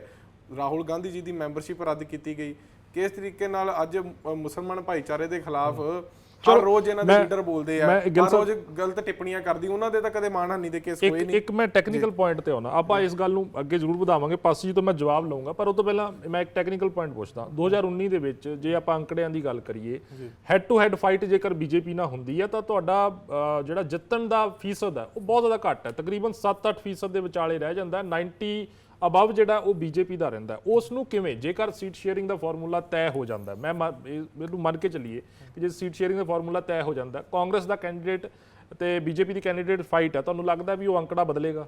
ਦੇਖੋ ਬਿਲਕੁਲ ਅੰਕੜਾ ਕਿਉਂ ਨਾ ਬਦਲੇਗਾ। ਕੋਈ ਟਾਈਮ ਸੀ ਇਹੀ BJP ਜਿਹੜਾ ਜਨਤਾ ਦਲ ਹੁੰਦਾ ਸੀਗਾ, ਇਹਨਾਂ ਦੇ 2 MP ਹੁੰਦੇ ਸੀ। ਜੇ ਉਦੋਂ ਕਾਂਗਰਸ ਚਾਹੁੰਦੀ ਤਾਂ ਸ਼ਾਇਦ ਅੱਜ BJP ਦਾ ਨਾਮ ਨਾ ਹੁੰਦਾ ਜਿਸ ਤਰੀਕੇ ਨਾਲ ਇਹ ਡਿਕਟੇਟਰਸ਼ਿਪ ਕਰ ਰਹੇ ਆ। ਅਸੀਂ ਤਾਂ ਆਜ਼ਾਦੀ ਦਿੱਤੀ, ਸਾਰਿਆਂ ਨੂੰ ਬੋਲਣ ਦਾ ਹੱਕ ਦਿੱਤਾ। ਅੱਜ ਤਾਂ ਪਾਰਲੀਮੈਂਟ ਦੇ ਵਿੱਚ ਕੋਈ ਬੋਲਦਾ ਤੇ ਉਹਦਾ ਮਾਈਕ ਵੀ ਬੰਦ ਕਰ ਦਿੰਦੇ ਆ। ਦੇਖੋ ਗੱਲ ਇਹ ਹੈ ਕਿ ਅੱਜ ਪਿੱਛੇ ਵੀ ਚੋਣਾਂ ਹੋਈਆਂ ਜਾਂ ਅੱਗੇ ਵੀ ਸੂਬਿਆਂ ਦੇ ਵਿੱਚ ਚੋਣਾਂ ਆ ਰਹੀਆਂ ਹੈ, ਕਾਂਗਰਸ ਦੇ ਜਿਹੜਾ ਇੱਕ ਬੜਾ ਵਧੀਆ ਵਾਪਸੀ ਹੋ ਰਹੀ ਹੈ। 10 ਸਾਲ ਠੀਕ ਆ, ਅਸੀਂ ਵੀ ਸਰਕਾਰ 'ਚ ਰਹੇ ਹਾਂ, ਜੇ 10 ਸਾਲ ਇਹ ਤਾਂ ਲੋਕਤੰਤਰ ਦਾ ਇੱਕ ਹਿੱਸਾ ਹੈ, ਇਹਦੇ 'ਚ ਤਾਂ ਕੋਈ ਚੱਕਰ ਨਹੀਂ। ਅੱਜ ਲੋਕਾਂ ਨੇ ਇਹਨਾਂ ਨੂੰ ਰਿਜ਼ਲਟ ਦੇਣਗੇ, ਸੂਬਿਆਂ 'ਚ ਦੇ ਰਹੇ ਆ, ਤੇ ਜਦੋਂ 24 ਦੇ ਇਲੈਕਸ਼ਨ ਹੋਣਗੇ ਉਦੋਂ ਵੀ ਸਾਰੇ ਇਹਨਾਂ ਨੂੰ ਰਿਜ਼ਲਟ ਮਿਲੂਗਾ। ਠੀਕ, ਪਾਸੀ ਸਾਹਿਬ ਕਮੈਂਟ ਕਰੋ, ਜਿਹੜਾ ਗਿੱਲ ਸਾਹਿਬ ਕਹਿ ਰਹੇ ਨੇ ਕਿ ਪੰਜਾਬ ਦੇ ਵਿੱਚ ਤੁਸੀਂ ਕਾਂਗਰਸ ਲੀਡਰਾਂ ਦੇ ਉੱਪਰ ਜਿਹੜਾ ਉਹ ਵਿਜੀਲੈਂਸ ਦੀ ਰੇਡਸ ਜਾਂ ਉਹਨਾਂ ਦੀ ਫੜੋਫੜਾਈ ਚੱਲ ਰਹੀ ਹੈ, ਤੇ ਉਹ ਦੂਜੇ ਪਾਸੇ ਤੁਸੀਂ ਸਮਰਥਨ ਮੰਗ ਰਹੇ ਹੋ। ਕੁਲਦੀਪ ਸਿੰਘ ਜੀ, ਮੈਂ ਇਹਨਾਂ ਨੂੰ ਇਹ ਗੱਲ ਕਲੀਅਰ ਕਰਨਾ ਚਾਹੁੰਦਾ ਕਿ ਪੰਜਾਬ ਦੇ ਵਿੱਚ ਅਸੀਂ ਕੋਈ ਵੈਂਡੇਟਾ ਪੋਲਿਟਿਕਸ ਨਹੀਂ ਚਲਾਈ। ਅਸੀਂ ਕੋਈ ਇਹ ਨਹੀਂ ਹੈ ਕਿ ਅੱਜ ਕੋਈ ਗੱਲ ਉੱਠੀ ਹੈ। ਜਦੋਂ ਪੰਜਾਬ ਦੇ ਵਿੱਚ ਕਾਂਗਰਸ ਦੀ ਹੀ ਸਰਕਾਰ ਸੀ, ਇਹਨਾਂ ਦੇ ਸੁਖਪਾਲ ਸਿੰਘ ਖਹਿਰਾ ਜੀ ਦੀ 2018-19 ਦੀਆਂ ਮੈਂ ਤੁਹਾਨੂੰ ਸਟੇਟਮੈਂਟਸ ਸੁਣਾ ਦਿੰਦਾ, ਜਿਨ੍ਹਾਂ 'ਚ ਉਹਨਾਂ ਨੇ ਕਲੀਅਰ ਕਿਹਾ ਸੀ ਕਿ ਸਾਧੂ ਸਿੰਘ ਧਰਮਸੋਤ ਜੀ ਇਸ ਸਕੈਮ ਦੇ ਵਿੱਚ ਸ਼ਾਮਲ ਹੈ। ਸਿੱਧੇ ਇਲਜ਼ਾਮ ਸੀਗੇ, ਔਰ ਨਵਜੋਤ ਸਿੰਘ ਸਿੱਧੂ ਜੀ ਕਲੀਅਰ ਕਰਦੇ ਸੀ। ਇੱਥੋਂ ਤੱਕ ਕਿ ਕੈਪਟਨ ਅਮਰਿੰਦਰ ਸਿੰਘ ਜੀ ਨੇ ਹਵਾਈ ਸਰਵੇਖਣ ਕਰਨ ਤੋਂ ਬਾਅਦ ਕਿਹਾ ਸੀ, ਹਾਂਜੀ ਚੰਨੀ ਜੀ ਦੇ ਇਲਾਕੇ ਦੇ ਵਿੱਚ ਮਾਈਨਿੰਗ ਹੋ ਰਹੀ ਹੈ, ਔਰ ਮੇਰੇ ਕੋਲੇ ਫਾਈਲਾਂ ਬਣ ਗਈਆਂ 40 MLA ਦੀਆਂ। ਇਹਨਾਂ ਦੀ ਸਰਕਾਰ ਦੇ ਸਮੇਂ ਹੀ ਇਹ ਸਾਰੇ ਇਲਜ਼ਾਮ ਲੱਗੇ ਸੀ, ਔਰ ਇਹਨਾਂ ਦੇ ਹੀ ਲੀਡਰ ਸੁੰਦਰ ਸ਼ਾਮ ਅਰੋੜਾ ਜੀ ਖੁਦ ਪੈਸੇ ਲੈ ਕੇ ਪੁਲਿਸ ਆਫੀਸਰ ਕੋਲ ਪਹੁੰਚੇ ਸੀ। ਸੋ ਇਹ ਜਿਹੜੀ ਇਹ ਗੱਲ ਕਹਿ ਰਹੇ ਨਾ ਕਿ ਅਸੀਂ ਵੈਂਡੇਟਾ ਪੋਲਿਟਿਕਸ ਚਲਾ ਰਹੇ ਹਾਂ, ਅਸੀਂ ਕੋਈ ਵੈਂਡੇਟਾ ਪੋਲਿਟਿਕਸ ਨਹੀਂ ਚਲਾ ਰਹੇ। ਫਾਈਲਾਂ ਤਾਂ ਸਰ ਸਰਕਾਰ ਕੋਲ ਪਈਆਂ ਹੋਣਗੀਆਂ ਫਿਰ ਹੁਣ ਵੀ। ਸਰ ਉਹਨਾਂ ਨੂੰ ਪੁੱਛੋ ਤਾਂ ਕਹਿੰਦੇ ਸੀ ਮੈਂ ਅਮਿਤ ਸ਼ਾਹ ਜੀ ਨੂੰ ਦੇਣ ਜਾ ਰਿਹਾ। ਇਹ BJP ਜਾਣੇ ਜਾਂ ਪੰਜਾਬ ਦੀ ਕਾਂਗਰਸ ਜਾਣੇ, ਐਕਚੁਅਲ ਦੇ ਵਿੱਚ ਆਮ ਆਦਮੀ ਪਾਰਟੀ ਜਿਹੜੀ ਹੈ ਨਾ, ਫਾਈਲ ਤਾਂ ਤੁਹਾਡੇ ਕੋਲ ਹੋਏਗੀ ਨਾ ਸਰ? ਬਿਲਕੁਲ ਵੀ ਨਹੀਂ। ਜਿਹੜੀ ਆ ਰਹੀ ਹੈ ਤੁਹਾਡੇ ਸਾਹਮਣੇ ਰਿਜ਼ਲਟ ਆ ਰਹੇ ਆ। ਔਰ ਦੂਸਰੀ ਚੀਜ਼ ਮੈਂ ਤੁਹਾਨੂੰ ਬਲਦੀਪ ਜੀ ਇੱਕ ਹੋਰ ਦੱਸਦਾ, BJP ਦੀ B team Aam Aadmi party ਨਹੀਂ ਹੈ। ਕਿਤੇ ਨਾ ਕਿਤੇ ਪੰਜਾਬ ਦੀ ਕਾਂਗਰਸ ਬਣਦੀ ਜਾ ਰਹੀ ਹੈ ਬੀਜੇਪੀ ਦੀ। ਨਹੀਂ, ਮੈਂ ਇਹਦੇ ਉੱਪਰ ਇੱਕ ਛੋਟਾ ਜਿਹਾ ਮੈਂ ਆਪਣੀ ਗੱਲ ਰੱਖਦਾ। ਤੁਸੀਂ ਕਹਿ ਰਹੇ ਹੋ ਬੀ ਟੀਮ ਨੂੰ ਲੈ ਕੇ ਰੌਲਾ ਬਹੁਤ ਜ਼ਿਆਦਾ ਹੈ। ਹਿਮਾਚਲ ਦੇ ਵਿੱਚ ਚੋਣਾਂ ਹੁੰਦੀਆਂ ਨੇ ਜਾਂ ਪੰਜਾਬ ਦੇ ਵਿੱਚ ਚੋਣਾਂ ਹੁੰਦੀਆਂ, ਕਾਂਗਰਸ ਇਹ ਕਹਿੰਦੀ ਹੈ ਕਿ ਦੇਖੋ ਸਾਡੀਆਂ ਵੋਟਾਂ ਤੋੜਨ ਦੀ ਖਾਤਰ। ਗੁਜਰਾਤ ਦੇ ਵਿੱਚ ਇਹੀ ਗੱਲ ਹੁੰਦੀ ਹੈ, ਕਰਨਾਟਕ ਦੇ ਵਿੱਚ ਇਹੀ ਗੱਲ ਹੁੰਦੀ ਹੈ, ਉੱਥੇ ਤੁਹਾਨੂੰ ਬੀ ਟੀਮ ਕਹਿੰਦੇ ਆ। Baldeep ji, people may doubt what you say but they always believe what you do. ਹੁਣ ਮੈਨੂੰ ਅਨਇੰਟਰਪਟਡ 1 ਮਿੰਟ ਦੇ ਦਿਓ। ਚਲੋ। ਦਾਦੀਆਂ ਤੋਂ ਫਤਿਹ ਜੰਗ ਬਾਜਵਾ ਜੀ ਐਮਐਲਏ ਸੀ, ਉਹ ਬੀਜੇਪੀ ਜੁਆਇਨ ਕਰਦੇ ਆ। ਪ੍ਰਤਾਪ ਬਾਜਵਾ ਜੀ ਪੰਜਾਬ ਚ ਆ ਕੇ ਕਹਿੰਦੇ ਆ ਮੈਂ ਐਮਐਲਏ ਲੜਨਾ ਹੈ, ਉਹਨਾਂ ਨੂੰ ਕਾਦੀਆਂ ਸੀਟ ਦਿੱਤੀ ਜਾਂਦੀ ਹੈ ਤੇ ਫਤਿਹ ਜੰਗ ਬਾਜਵਾ ਜੀ ਨੂੰ ਲੜਾਉਣ ਦੀ ਬਜਾਏ ਉਹਨਾਂ ਨੂੰ ਬਟਾਲਾ ਸ਼ਿਫਟ ਕੀਤਾ ਜਾਂਦਾ ਹੈ। ਇਹ ਕੀ ਸੀ? ਇਹ ਐਡਜਸਟਮੈਂਟ ਕੀ ਸੀ? ਚੰਡੀਗੜ੍ਹ ਦੇ ਵਿੱਚ ਆਮ ਆਦਮੀ ਪਾਰਟੀ ਸਭ ਤੋਂ ਵੱਧ ਜਿਹੜੇ ਹੈ ਕਾਰਪੋਰੇਟ ਕਾਉਂਸਲਰ ਜਿੱਤਦੇ ਆ। ਕਾਂਗਰਸ ਉੱਥੇ ਇਸ ਹਿਸਾਬ ਨਾਲ ਖੇਲ ਖੇਲਦੀ ਹੈ ਕਿ ਚੰਡੀਗੜ੍ਹ ਦੇ ਵਿੱਚ ਬੀਜੇਪੀ ਦਾ ਮੇਅਰ ਬਣਵਾਇਆ ਜਾਂਦਾ ਹੈ। ਦਿੱਲੀ ਦੇ ਵਿੱਚ ਤੁਸੀਂ ਦੇਖਿਆ 134 ਸੀਟਾਂ ਆ ਜਾਂਦੀਆਂ, ਲੇਕਿਨ ਕਾਂਗਰਸ ਕਿਤੇ ਵੀ ਲੋਕਤੰਤਰ ਦੇ ਹੱਕ 'ਚ ਨਹੀਂ ਖੜਦੀ। ਮੈਂ ਇਹ ਚੀਜ਼ ਦੱਸ ਰਿਹਾ ਕਿ ਮੈਂ ਸਾਰੀ ਕਾਂਗਰਸ ਨੂੰ ਨਹੀਂ ਕਹਿ ਰਿਹਾ, ਇਹ ਕਹਿ ਰਿਹਾ ਨਾ। ਔਰ ਦੂਜੀ ਗੱਲ, ਅਸੀਂ ਮਿੰਨਤ ਨਹੀਂ ਕਰ ਰਹੇ, ਅਸੀਂ ਲੋਕਤੰਤਰ ਔਰ ਫੈਡਰਲਿਜ਼ਮ ਦੀ ਲੜਾਈ ਦੀ ਗੱਲ ਕਰਦੇ ਹਾਂ। ਅੱਜ ਜਿਹੜਾ ਇਕੱਠ ਹੋਇਆ ਨਾ ਬਲਦੀਪ ਜੀ, ਤੁਸੀਂ ਜਿਹੜਾ ਪਿੱਛੇ ਝਾਤੀ ਮਾਰੋ, ਇਹ ਮਿਹਨਤ ਕਿਹਦੀ ਹੈ? ਇਹ ਕਿਸ ਮਕਸਦ ਦੇ ਲਈ ਕੇਜਰੀਵਾਲ ਜੀ ਔਰ ਭਗਵੰਤ ਮਾਨ ਜੀ ਕੱਲੇ ਲੀਡਰ ਕੋਲ ਗਏ ਸੀ? ਆਰਡੀਨੈਂਸ ਦੇ ਖਿਲਾਫ। ਇਹ ਆਰਡੀਨੈਂਸ ਦੇ ਖਿਲਾਫ ਲੀਡਰਸ਼ਿਪ ਨੂੰ ਇਕੱਠਾ ਕੀਤਾ ਗਿਆ ਸੀ। ਔਰ ਅਗਰ ਤੁਸੀਂ ਕਹਿੰਦੇ ਹੋ ਕਿ ਆਰਡੀਨੈਂਸ ਦੀ ਲੜਾਈ ਕਾਂਗਰਸ ਨਹੀਂ ਲੜਨਾ ਚਾਹੁੰਦੀ, ਫਿਰ ਇਹਦਾ ਮਤਲਬ ਕਾਂਗਰਸ ਦੇ ਮਨਾਂ ਦੇ ਵਿੱਚ ਕਿਤੇ ਨਾ ਕਿਤੇ ਪਾਪ ਹੈ, ਕਿਉਂਕਿ ਕਾਂਗਰਸ ਖੁਦ ਵੀ ਫੈਡਰਲਿਜ਼ਮ ਦੇ ਖਿਲਾਫ ਰਹੀ ਹੈ, ਐਮਰਜੈਂਸੀ ਲਗਾਈ ਸੀ। ਅੱਜ ਉਹ ਸ਼ੰਕੇ ਦੂਰ ਕਰਨ ਦਾ ਟਾਈਮ ਹੈ।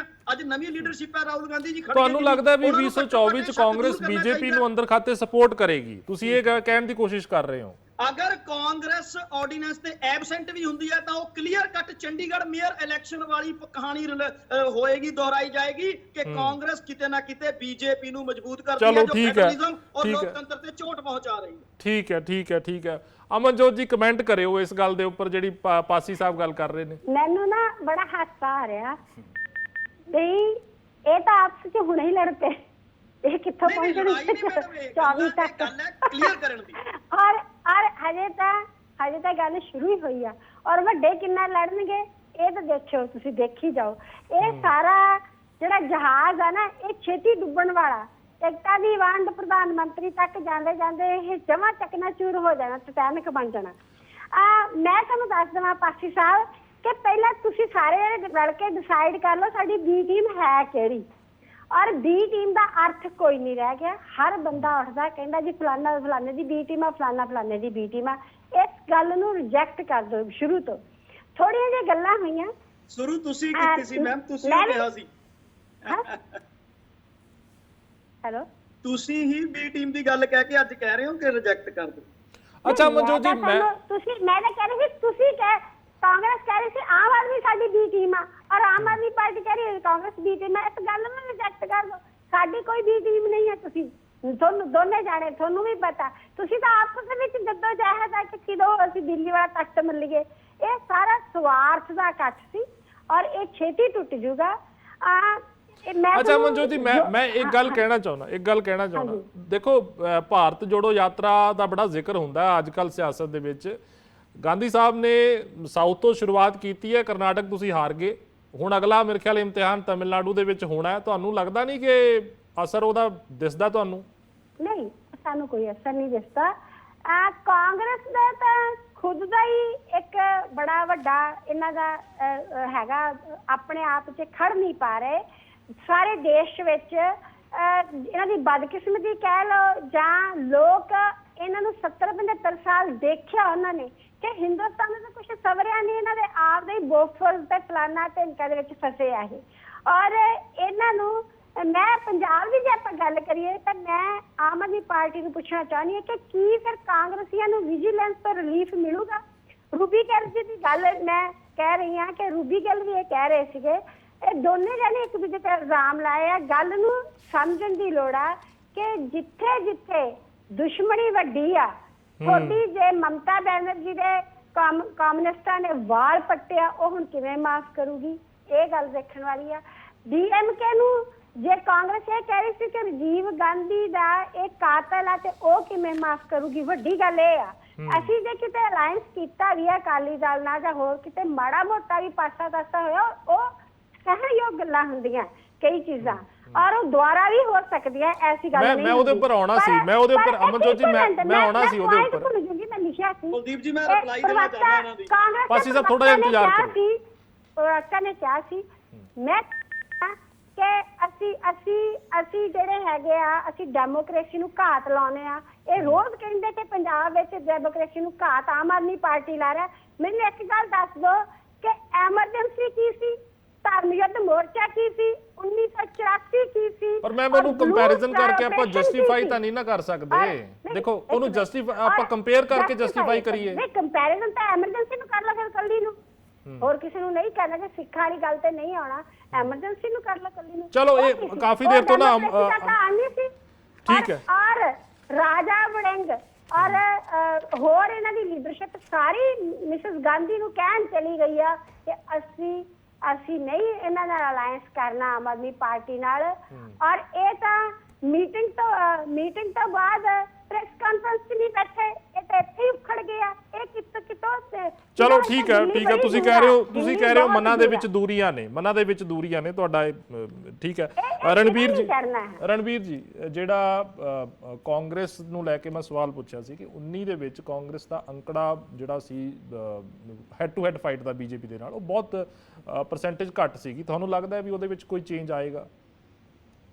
ਦੇਖੋ ਇਹ ਤਾਂ ਕਾਂਗਰਸ ਦਾ ਆਪਦਾ ਗਰਾਊਂਡ ਦੇ ਵਰਕ ਨੇ ਦੱਸਣਾ ਵੀ ਉਹਦੇ ਚ। ਮੇਰਾ ਦੂਜਾ ਸਵਾਲ ਵੀ ਇਹ ਸੀ ਜਿਹੜਾ ਚੱਲ ਰਿਹਾ ਸੀਗਾ ਅਕਾਲੀ ਦਲ ਔਰ ਜਿਹੜਾ ਭਾਜਪਾ ਦੇ ਗੱਠਜੋੜ ਨੂੰ ਲੈ ਕੇ, ਕਿ ਤੁਸੀਂ ਕਹਿੰਦੇ ਹੋ ਬਈ ਜਿਹੜਾ ਵਿਚਾਰਧਾਰਾ ਹੁੰਦੀ ਹੈ, ਵਿਚਾਰਧਾਰਾ ਤੇ ਵੱਖ-ਵੱਖ ਪਾਰਟੀਆਂ ਇਕੱਠੀਆਂ ਹੋਈਆਂ ਨੇ, ਪਰ ਜੇ ਦੇਖਿਆ ਜਾਵੇ ਤਾਂ ਅਕਾਲੀ ਦਲ ਔਰ ਬੀਜੇਪੀ ਦਾ ਜਿਹੜਾ ਗੱਠਜੋੜ ਸੀ ਉਹ ਵੀ 9 ਮਾਸ ਦਾ ਉਹਨੂੰ ਵਿਚਾਰਧਾਰਾ ਦਿੱਤੀ ਜਾਂਦੀ ਸੀ ਕਿ 9 ਮਾਸ ਦਾ ਰਿਸ਼ਤਾ ਹੈ, ਪਰ 3 ਖੇਤੀ ਕਾਨੂੰਨਾਂ ਕਰਕੇ ਉਹ ਟੁੱਟਦਾ ਜਾਂਦਾ ਰਿਹਾ। ਜੇਕਰ ਵਿਚਾਰਧਾਰਾ ਇੰਨੀ ਸਟਰੋਂਗ ਸੀ ਜਾਂ ਬੌਂਡ ਇੰਨਾ ਸਟਰੋਂਗ ਸੀ ਤਾਂ ਟੁੱਟਣਾ ਨਹੀਂ ਚਾਹੀਦਾ ਸੀ।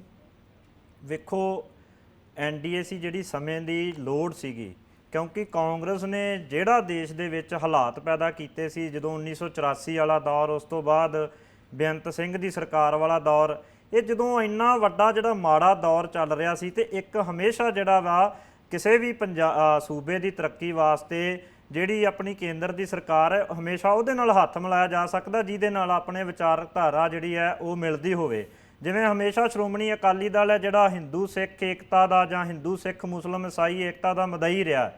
ਇਸ ਗੱਲ ਦੇ ਵਿੱਚ ਕੋਈ ਸ਼ੱਕ ਨਹੀਂ ਤੇ ਅਸੀਂ ਗੱਠਜੋੜ ਦਾ ਹਿੱਸਾ ਵੀ ਇਸੇ ਲਈ ਬਣੇ ਸੀ ਕਿਉਂਕਿ ਅਸੀਂ ਕਦੇ ਵੀ ਉਸ ਕਾਤਲ ਕਾਂਗਰਸ ਦੇ ਨਾਲ ਜਿਹੜੀ ਹਮੇਸ਼ਾ ਪੰਜਾਬ ਦੇ ਨਾਲ ਮਤਰੇਈ ਮਾਂ ਵਾਲਾ ਸਲੂਕ ਕਰਦੀ ਰਹੀ, ਅਸੀਂ ਕਦੇ ਵੀ ਉਹਨਾਂ ਦੇ ਨਾਲ ਜਾਣ ਬਾਰੇ ਸੋਚ ਨਹੀਂ ਸਕਦੇ। ਇਸ ਕਰਕੇ ਅਸੀਂ ਐਨਡੀਏ ਸੀ ਜਿਹੜਾ ਉਹ ਸਮੇਂ ਦੀ ਲੋੜ ਸੀ ਤੇ ਅਸੀਂ ਉਹਦਾ ਹਿੱਸਾ ਵੀ ਬਣੇ ਤੇ ਬਹੁਤ ਸੋਹਣਾ ਸਾਡਾ ਚਲੋ ਕਿਸਾਨੀ ਖੇਤੀ ਬਿੱਲਾਂ ਤੇ ਜਦੋਂ ਸਾਡੇ ਉਹਨਾਂ ਨਾਲ ਵਖਰੇਵੇਂ ਹੋਏ ਆ ਅਸੀਂ ਆਪਦਾ ਉਹਨਾਂ ਤੋਂ ਵੱਖ ਵੀ ਹੋਏ ਆ। ਇਹ ਚਲੋ ਪੋਲਿਟਿਕਸ ਦੇ ਵਿੱਚ ਚੱਲਦਾ ਰਹਿੰਦਾ, ਅਸੀਂ ਆਪਦੀ ਵਿਚਾਰਧਾਰਾ ਤੇ ਪਹਿਲਾਂ ਵੀ ਕਾਇਮ ਸੀ ਤੇ ਅੱਜ ਵੀ ਕਾਇਮ ਆ। ਹੁਣ ਮੈਂ ਪਾਸੀ ਜੀ ਦੀ ਗੱਲ ਤੇ ਆ ਜਾ। ਦੇਖੋ ਅਰਵਿੰਦ ਕੇਜਰੀਵਾਲ ਦਾ ਝੂਠ ਸਹੁੰ ਆਮ ਆਦਮੀ ਪਾਰਟੀ ਹੈ ਨਾ ਜਿਹੜੀ ਇਹਦਾ ਝੂਠ ਦਾ, ਸਹੁੰ ਦਾ, ਦੋਗਲੇਪਣ ਦਾ, ਮਾਫੀ ਦਾ, ਇਹਨਾਂ ਨਾਲ 4 ਸ਼ਬਦਾਂ ਨਾਲ ਡੂੰਘਾ ਸੰਬੰਧ ਹੈ। ਸ਼ੀਲਾ ਦੀਕਸ਼ਿਤ ਜੀ ਵਾਲੀ ਜਿਹੜੀ 1000 ਪੰਨਿਆਂ ਵਾਲੀ ਫਾਈਲ ਕਿੱਥੇ ਗਈ? ਜਨ ਲੋਕਪਾਲ ਬਿੱਲ ਕਿੱਥੇ ਗਿਆ? ਜਿਹੜਾ ਬੰਦਾ ਬੱਚਿਆਂ ਦੀ ਸਹੁੰ ਖਾ ਕੇ ਤੇ ਕਾਂਗਰਸ ਦੇ ਜਾ ਕੇ ਠੂਠਾ ਲੈ ਕੇ ਸਰਕਾਰ ਬਣਾਉਣ ਵਾਸਤੇ ਜਾ ਕੇ ਬੱਚਿਆਂ ਦੀ ਝੂਠੀ ਸਹੁੰ ਖਾ ਸਕਦਾ, ਉਹਦੇ ਤੋਂ ਤੁਸੀਂ ਆਰਡੀਨੈਂਸ ਦੇ ਮੁੱਦੇ ਤੇ ਕੀ ਯਕੀਨ ਕਰ ਸਕਦੇ ਹੋ ਵੀ ਉਹਨਾਂ ਵਾਸਤੇ ਆਰਡੀਨੈਂਸ ਪਹਿਲ ਰਹੇਗੀ? ਵੇਖੋ ਸਟੇਟਸ ਦੇ ਵਿੱਚ ਤਾਂ ਅਸੀਂ ਲੜ ਰਹੇ ਹਾਂ, ਇੱਕ ਦੂਜੇ ਤੇ ਕਰਪਸ਼ਨ ਦੇ ਇਲਜ਼ਾਮ ਲਾ ਰਹੇ ਹਾਂ ਤੇ ਅਸੀਂ ਸੈਂਟਰ ਤੇ ਸਿਰਫ ਇਕੱਠਾ ਹੋਣ ਦੀ ਗੱਲ ਕਰ ਰਹੇ ਹਾਂ ਤੇ ਇਹਦੇ ਵਿੱਚ ਸਿਰਫ ਤੇ ਸਿਰਫ ਨਿੱਜੀ ਮਫਾਦ ਹੈ। ਇਹਦੇ ਵਿੱਚ ਕੋਈ ਵਿਚਾਰਧਾਰਾ ਕਿੱਧਰ ਗਈ? ਵੇਖੋ ਆਪਣਾ ਸ਼ਰਦ ਪਵਾਰ ਜੀ ਤੇ ਨਹੀਂ ਇਲਜ਼ਾਮ ਲਾਏ ਕਿ ਉਹਨਾਂ ਦੇ ਸਵਿਸ ਬੈਂਕ ਦੇ ਵਿੱਚ ਖਾਤੇ ਆ? ਕੀ ਉਹਨਾਂ ਦਾ ਸਵਿਸ ਬੈਂਕ ਦੇ ਖਾਤੇ ਜਿਹੜੇ ਆਂਦੇ ਸੀ ਜਨਤਕ ਕਰਾਂਗੇ ਅੱਜ ਜਨਤਕ ਕਰਤੇ ਆ? ਮੁਲਾਇਮ ਸਿੰਘ ਯਾਦਵ ਦੇ ਪਰਿਵਾਰ ਤੇ ਸਵਿਸ ਬੈਂਕ ਦੇ ਜਿਹੜੇ ਇਲਜ਼ਾਮ ਲਾਉਂਦੇ ਸੀ ਕੀ ਉਹਨਾਂ ਦਾ ਜਿਹੜਾ ਸਵਿਸ ਬੈਂਕ ਵਾਲਾ ਪੈਸਾ ਵਾਪਸ ਲੈ ਜਾਂਦਾ? ਜਦੋਂ ਕਿਸੇ ਗੱਲਾਂ ਕੀਤੀਆਂ ਸਿਰਫ ਕੀਤਾ ਕੁਝ ਨਹੀਂ।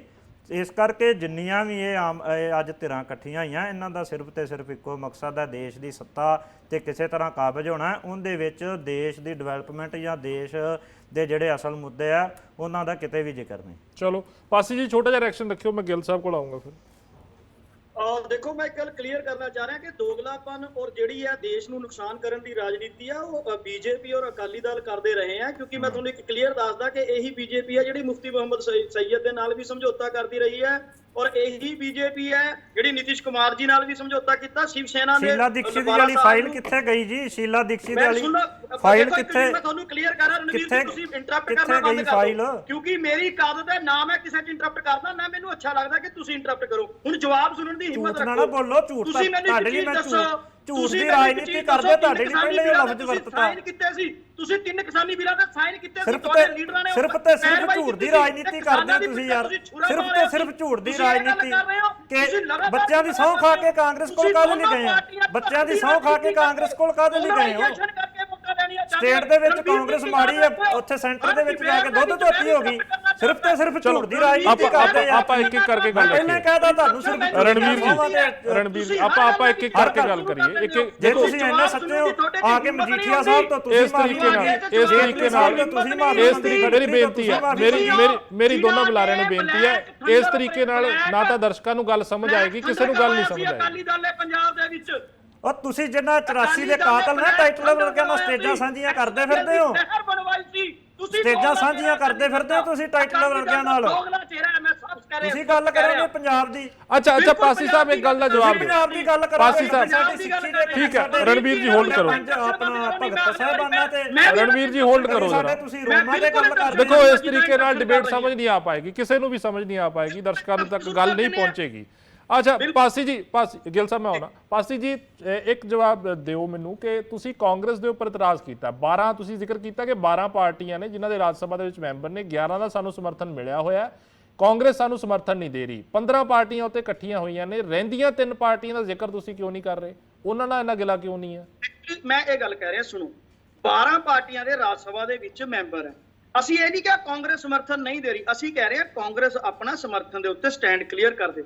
ਕਿਉਂਕਿ ਬਲਦੀਪ ਜੀ ਜਿਹੜੀ ਇਹ ਸਾਰੀ ਕਵਾਇਦ ਹੋਈ ਹੈ, ਕਾਰਨ ਕੀ ਹੈ ਕਿ ਅੱਜ ਅਗਰ ਬੀਜੇਪੀ ਆਰਡੀਨੈਂਸ ਦੇ ਉੱਤੇ ਇਹ ਕਾਮਯਾਬ ਹੋ ਜਾਂਦੀ ਹੈ ਰਾਜ ਸਭਾ ਦੇ ਵਿੱਚ, ਕੱਲ ਨੂੰ ਹਿਮਾਚਲ ਪ੍ਰਦੇਸ਼ ਵੀ ਟਾਰਗੇਟ ਹੋ ਸਕਦਾ। ਹਿਮਾਚਲ ਵੀ 1971 ਤੋਂ ਪਹਿਲਾਂ ਯੂਨੀਅਨ ਟੈਰੀਟਰੀ ਸੀ, ਰਾਜਸਥਾਨ ਵੀ ਟਾਰਗੇਟ ਹੋ ਸਕਦਾ। ਇਹ ਲੜਾਈ ਜਿਹੜੀ ਹੈ ਨਾ ਜੀ, ਦੇਖੋ ਅੱਜ ਆਪਾਂ ਕਹਿੰਦੇ ਨੇ ਕਰਪਸ਼ਨ, ਜਿਹਨੇ ਕਰਪਸ਼ਨ ਕੀਤੀ ਉਹਦੇ ਉੱਤੇ ਐਕਸ਼ਨ ਹੋ ਸਕਦਾ। ਪਰ ਜੇ ਤੁਸੀਂ ਪਾਸੀ ਸਾਹਿਬ ਮਹਾਗਠਜੋੜ ਦੇ ਵਿੱਚ ਜਿੱਤ ਜਾਂਦੇ ਹੋ, ਪਾਸੀ ਸਾਹਿਬ ਪਹਿਲਾਂ ਆਨਸਰ ਸੁਣ ਲਓ, ਕੰਪਲੀਟ ਕਰਨ ਦਿਓ, ਲੈਟ ਮੀ ਕੰਪਲੀਟ। ਇੰਟਰਪਸ਼ਨ ਲਗਾਤਾਰ ਮੇਰੇ ਬਾਰੇ ਹੀ ਕਿਉਂ? ਫਿਰ ਮੈਂ ਵੀ ਬਾਕੀਆਂ ਦੀ ਇੰਟਰਪਸ਼ਨ ਸੁਣ। ਨਹੀਂ ਮੈਂ ਗੱਲ ਸੁਣ ਰਿਹਾ ਸਰ, ਤੁਹਾਡੀ ਮੈਂ ਗੱਲ ਸੁਣ ਰਿਹਾ, ਮੈਂ ਤੁਹਾਨੂੰ ਮੌਕਾ ਦੇ ਰਿਹਾ।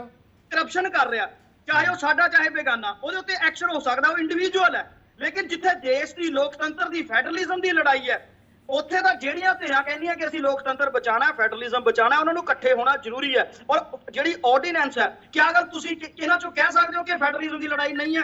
ਕਿਆ ਕਾਂਗਰਸ ਜਾਂ ਕੋਈ ਵੀ ਮੈਂ ਪਾਸੀ ਸਾਹਿਬ ਮੈਂ ਪਹਿਲਾਂ ਇਸੇ ਚੀਜ਼ ਦਾ ਜ਼ਿਕਰ ਕੀਤਾ ਸੀ ਕਿ ਰਸਤੇ ਦੇਖੋ, ਇੱਕ ਤਾਂ ਰਸਤਾ ਇਹ ਹੈ ਵੀ ਰਾਜ ਸਭਾ ਦੇ ਵਿੱਚ ਉਹਨੂੰ ਪਾਸ ਨਾ ਹੋਣ, ਦੂਜਾ ਰਸਤਾ ਇਹ ਹੈ ਕਿ ਤੁਸੀਂ ਅਗਰ ਜਿੱਤ ਜਾਂਦੇ ਹੋ 2024 ਤਾਂ ਫਿਰ ਉੱਥੋਂ ਵੀ ਤੁਸੀਂ ਆਪਣੇ ਹਿਸਾਬ ਨਾਲ ਜਿਸ ਤਰੀਕੇ ਨਾਲ ਵੀ ਕਾਨੂੰਨ ਅਮੈਂਡ ਕਰਨਾ ਚਾਹੋ ਜਾਂ ਰੱਦ ਕਰਨਾ ਚਾਹੋ ਤਾਂ ਉਹ ਵੀ ਇੱਕ ਰਸਤਾ ਹੋ ਸਕਦਾ ਹੈ। ਚਲੋ ਜੀ 2024 ਪਹਿਲਾਂ ਹੈ ਜਾਂ ਆਰਡੀਨੈਂਸ ਪਹਿਲਾਂ ਹੈ? ਚਲੋ ਮੈਂ ਠੀਕ ਹੈ ਤੁਹਾਡਾ ਤਰਕ ਠੀਕ ਹੈ, ਮੈਂ ਉਹਨੂੰ ਤੁਹਾਡੇ ਤਰਕ ਨੂੰ ਮੈਂ ਤੁਹਾਡੇ ਤਰਕ ਨੂੰ ਡਿਨਾਈ ਨਹੀਂ ਕਰ ਰਿਹਾ ਸਰ, ਮੈਂ ਤੁਹਾਡੇ ਤਰਕ ਨੂੰ ਡਿਨਾਈ ਨਹੀਂ, ਉਹ ਤੁਹਾਡਾ ਤਰਕ ਹੈ। ਠੀਕ ਹੈ ਗਿੱਲ ਸਾਹਿਬ, देखो जेड़े अरविंद केजरीवाल जी कहते हैं कि देश के लिए जान कुर्बान कर देंगे, शहीद भगत सिंह जी की पग बन्नदे है ते शहीद भगत सिंह जी दीयां गल्लां करदे है ते छोटे जे मानहानी केस तो डर के ਜਿਹੜੇ ਮਜੀਠੀਆ ਸਾਹਿਬ ਤੇ ਇਲਜ਼ਾਮ ਲਾਉਂਦੇ ਸੀ ਕਿ ਨਸ਼ੇ ਦੇ ਸੌਦਾਗਰ ਹੈ, ਚਿੱਟੇ ਦੇ ਸੌਦਾਗਰ ਹੈ, ਤੇ ਫਿਰ ਹੱਥ ਜੋੜ ਕੇ ਮਾਫੀ ਮੰਗਣ ਦੀ ਕੀ ਲੋੜ ਸੀ ਕਿ ਕਮਾਨ ਨਹੀਂ ਦੇ ਕੇਸ ਤੋਂ ਤੁਸੀਂ ਕਹਿੰਦੇ ਹੋ ਅਸੀਂ ਦੇਸ਼ ਦੀ ਅਗਵਾਈ ਕਰਨੀ ਹੈ, ਅਸੀਂ ਦੇਸ਼ ਨੂੰ ਬਦਲਣਾ ਹੈ, ਤੇ ਮਾਨਹਾਨੀ ਦੇ ਕੇਸ ਤੋਂ ਤੁਸੀਂ ਇਹਦਾ ਸਟੈਂਡ ਇੱਥੋਂ ਇਹਨਾਂ ਦਾ ਪਤਾ ਲੱਗਦਾ ਵੀ ਲੀਡਰਸ਼ਿਪ ਦੇ ਵਿੱਚ ਪੈਰਾਂ ਦੇ ਵਿੱਚ ਕਿੰਨਾ ਕੁ ਦਮ ਹੈ। ਔਰ ਦੂਜਾ ਮੈਂ ਬੀਜੇਪੀ ਵਾਲਿਆਂ ਨੂੰ ਕਹਿਣਾ ਚਾਹੁੰਦਾ ਹੈ ਕਿ ਤੁਸੀਂ ਅੱਜ ਗੱਲਾਂ ਕਰਦੇ ਹੋ 84 ਦੀਆਂ, ਅਕਾਲੀ ਦਲ ਵਾਲੇ ਵੀ ਮੇਰੇ ਵੀਰ ਬੋਲੇ ਕਿ ਜਦੋਂ 10 ਸਾਲ ਤੁਸੀਂ ਸਰਕਾਰ ਦੇ ਵਿੱਚ ਸੀ, ਗੁਰੂ ਸਾਹਿਬ ਦੀਆਂ ਬੇਅਦਬੀਆਂ ਹੋਈਆਂ, ਉਦੋਂ ਬੀਜੇਪੀ ਨੇ ਅਲਾਈਅੰਸ ਕਿਉਂ ਨਹੀਂ ਤੋੜਿਆ? ਉਦੋਂ ਬੀਜੇਪੀ ਕਰਦੀ ਵੀ ਹਾਂ ਇਹ ਤਾਂ ਮਾੜੀਆਂ, ਕੀ ਤੁਸੀਂ ਅੱਜ ਭਾਈਵਾਲ ਹੋ 10 ਸਾਲ ਦੇ ਵਿੱਚ ਜੋ ਵੀ ਚੀਜ਼ਾਂ ਹੋਈਆਂ, ਕਿ ਕਾਂਗਰਸ ਦੇ ਲੀਡਰਾਂ ਨੂੰ ਹੀ ਕਿਉਂ ਟਾਰਗੇਟ ਕੀਤਾ ਜਾ ਰਿਹਾ? ਜੇ ਮੰਤਰੀ ਤੇ ਤੁਸੀਂ ਕਾਰਵਾਈ ਕਰਦੇ ਹੋ, ਮੈਂ ਕਹਿੰਦਾ ਜਿੰਨੇ ਮੰਤਰੀਆਂ ਤੇ, ਸਾਬਕਾ ਮੰਤਰੀਆਂ ਤੇ, ਕਾਂਗਰਸ ਦੇ ਚੇਅਰਮੈਨਾਂ ਤੇ ਕਾਰਵਾਈ ਕੀਤੀ, ਰਿਜ਼ਲਟ ਕੀ ਨਿਕਲਿਆ ਮੈਨੂੰ ਦੱਸੋ? ਕਿੰਦੀ ਪ੍ਰਾਪਰਟੀ ਜ਼ਬਤ ਕੀਤੀ, ਕੀ ਫਾਇਦਾ ਹੋਇਆ ਸਟੇਟ ਨੂੰ, ਪੰਜਾਬ ਦੇ ਖਜ਼ਾਨੇ 'ਚ ਕਿੰਨਾ ਪੈਸਾ ਗਿਆ? ਪਰਚਾ ਕਰਕੇ 15 ਦਿਨ ਅੰਦਰ ਲਵਾ ਕੇ ਲਾਲਾ ਹੋਰ ਕੀ ਨਿਕਲਿਆ ਵਿੱਚੋਂ? ਜੇ ਮੰਤਰੀ ਗੁਨਾਹਗਾਰ ਹੈ ਕਿ ਮਹਿਕਮੇ ਦਾ ਸੈਕਟਰੀ ਗੁਨਾਹਗਾਰ ਨਹੀਂ, ਕਿ ਜਦੋਂ ਪ੍ਰਿੰਸੀਪਲ ਸੈਕਟਰੀ ਜਾਂ ਮਹਿਕਮੇ ਦਾ ਕੋਈ ਸੈਕਟਰੀ ਹੁੰਦਾ ਹੈ ਉਹਦੇ ਵੀ ਬਰਾਬਰ ਸਾਈਨ ਹੁੰਦੇ ਫਾਈਲਾਂ ਦੇ, ਡਾਇਰੈਕਟਰਾਂ ਦੇ ਹੁੰਦੇ ਆ, ਐਮਡੀਆਂ ਦੇ ਹੁੰਦੇ ਆ, ਕੋਈ ਵੀ ਮਤਾ ਪਾਸ ਹੁੰਦਾ ਜਾਂ ਕੋਈ ਵੀ ਮਹਿਕਮੇ ਦੇ ਵਿੱਚ ਕੋਈ ਚੀਜ਼ ਆਉਂਦੀ ਹੈ ਕਿ ਇਕੱਲੇ ਮੰਤਰੀ ਟਾਰਗੇਟ, ਕਿਉਂਕਿ ਉਹ ਕਾਂਗਰਸ ਦੇ ਸਾਬਕਾ ਮੰਤਰੀ ਹੈ। ਇਹੀ ਗੱਲ ਹੈ ਕਿ ਇਹ ਵੈਂਡੇਟਾ ਪੋਲਿਟਿਕਸ ਕਰ ਰਿਹਾ ਹੈ, ਇੱਕ ਉਹ ਈਗੋ ਦੀ ਰਾਜਨੀਤੀ ਕਿ ਬਸ ਜਿਹੜੀ ਮਜ਼ਬੂਤ ਧਿਰ ਹੈ ਉਹਨੂੰ ਟਾਰਗੇਟ ਕਰੋ। ਇਹ ਪੰਜਾਬ ਦੇ ਲੋਕਾਂ ਨੇ ਇਹ ਤਾਂ ਆਉਣ ਵਾਲੇ ਟਾਈਮ 'ਚ ਚਲੋ ਠੀਕ ਹੈ ਤੁਹਾਡਾ ਦਾਅ ਲੱਗ ਗਿਆ, ਉਹ ਇਹ ਦਾਅ ਲੱਗੇ ਦੀ ਗੱਲ ਹੈ, ਪਰ ਅੱਜ ਕਾਂਗਰਸ ਫਿਰ ਵੀ ਅੱਜ ਕਾਂਗਰਸ ਦੇਸ਼ ਦੇ ਵਿੱਚ ਇੱਕ ਮਜ਼ਬੂਤ ਵਿਰੋਧੀ ਧਿਰ ਹੈ। 4 ਸਟੇਟਾਂ ਦੀ ਸਾਡੀ ਸਰਕਾਰ ਹੈ ਤੇ ਆਉਣ ਵਾਲੇ ਜਿਹੜੇ ਵੀ ਇਲੈਕਸ਼ਨ ਨੇ ਉਹਨਾਂ ਵਿੱਚ ਵੀ ਕਾਂਗਰਸ ਇੱਕ ਮਜ਼ਬੂਤ ਲੀਡਰਸ਼ਿਪ ਨਿਕਲ ਕੇ ਆਊਗੀ। ਅੱਛਾ, ਜਿਹੜੇ ਐਂਬੀਸ਼ਨਸ ਹੁੰਦੇ ਨੇ ਗਿੱਲ ਸਾਹਿਬ, ਕੋਈ ਵੀ ਪਾਰਟੀ ਹੋਵੇ ਉਹਨਾਂ ਦੇ ਆਗੂਆਂ ਦੇ ਐਂਬੀਸ਼ਨਸ ਹੁੰਦੇ। ਅਮਨਜੋਤ ਕੌਰ ਜੀ ਇਲਜ਼ਾਮ ਵੀ ਲਾ ਰਹੀ ਸੀ, ਬੋਲ ਵੀ ਰਹੇ ਸੀ ਕਿ ਇਹਨਾਂ ਦੇ ਵਿੱਚ ਤਾਂ ਪ੍ਰਧਾਨ ਮੰਤਰੀ ਬਣਨ ਨੂੰ ਲੈ ਕੇ ਰੇੜਕਾ ਪੈ ਜਾਣਾ। ਦੇਖੋ, ਉਹ ਤਾਂ ਵੱਡੇ ਲੀਡਰ ਨੇ ਜਿਨ੍ਹਾਂ ਦੇ ਬੜੇ ਵੱਡੇ ਤਿਆਗ ਨੇ, ਜਿਹੜੇ ਗਰਾਊਂਡ ਤੋਂ ਉੱਠ ਕੇ ਦੇਸ਼ ਦੀ ਰਾਜਨੀਤੀ ਦੇ ਵਿੱਚ ਉਹਨਾਂ ਨੇ ਨਾਮ ਬਣਾਇਆ, ਬੜੇ ਸਤਿਕਾਰਯੋਗ ਨੇ ਸਾਰੇ।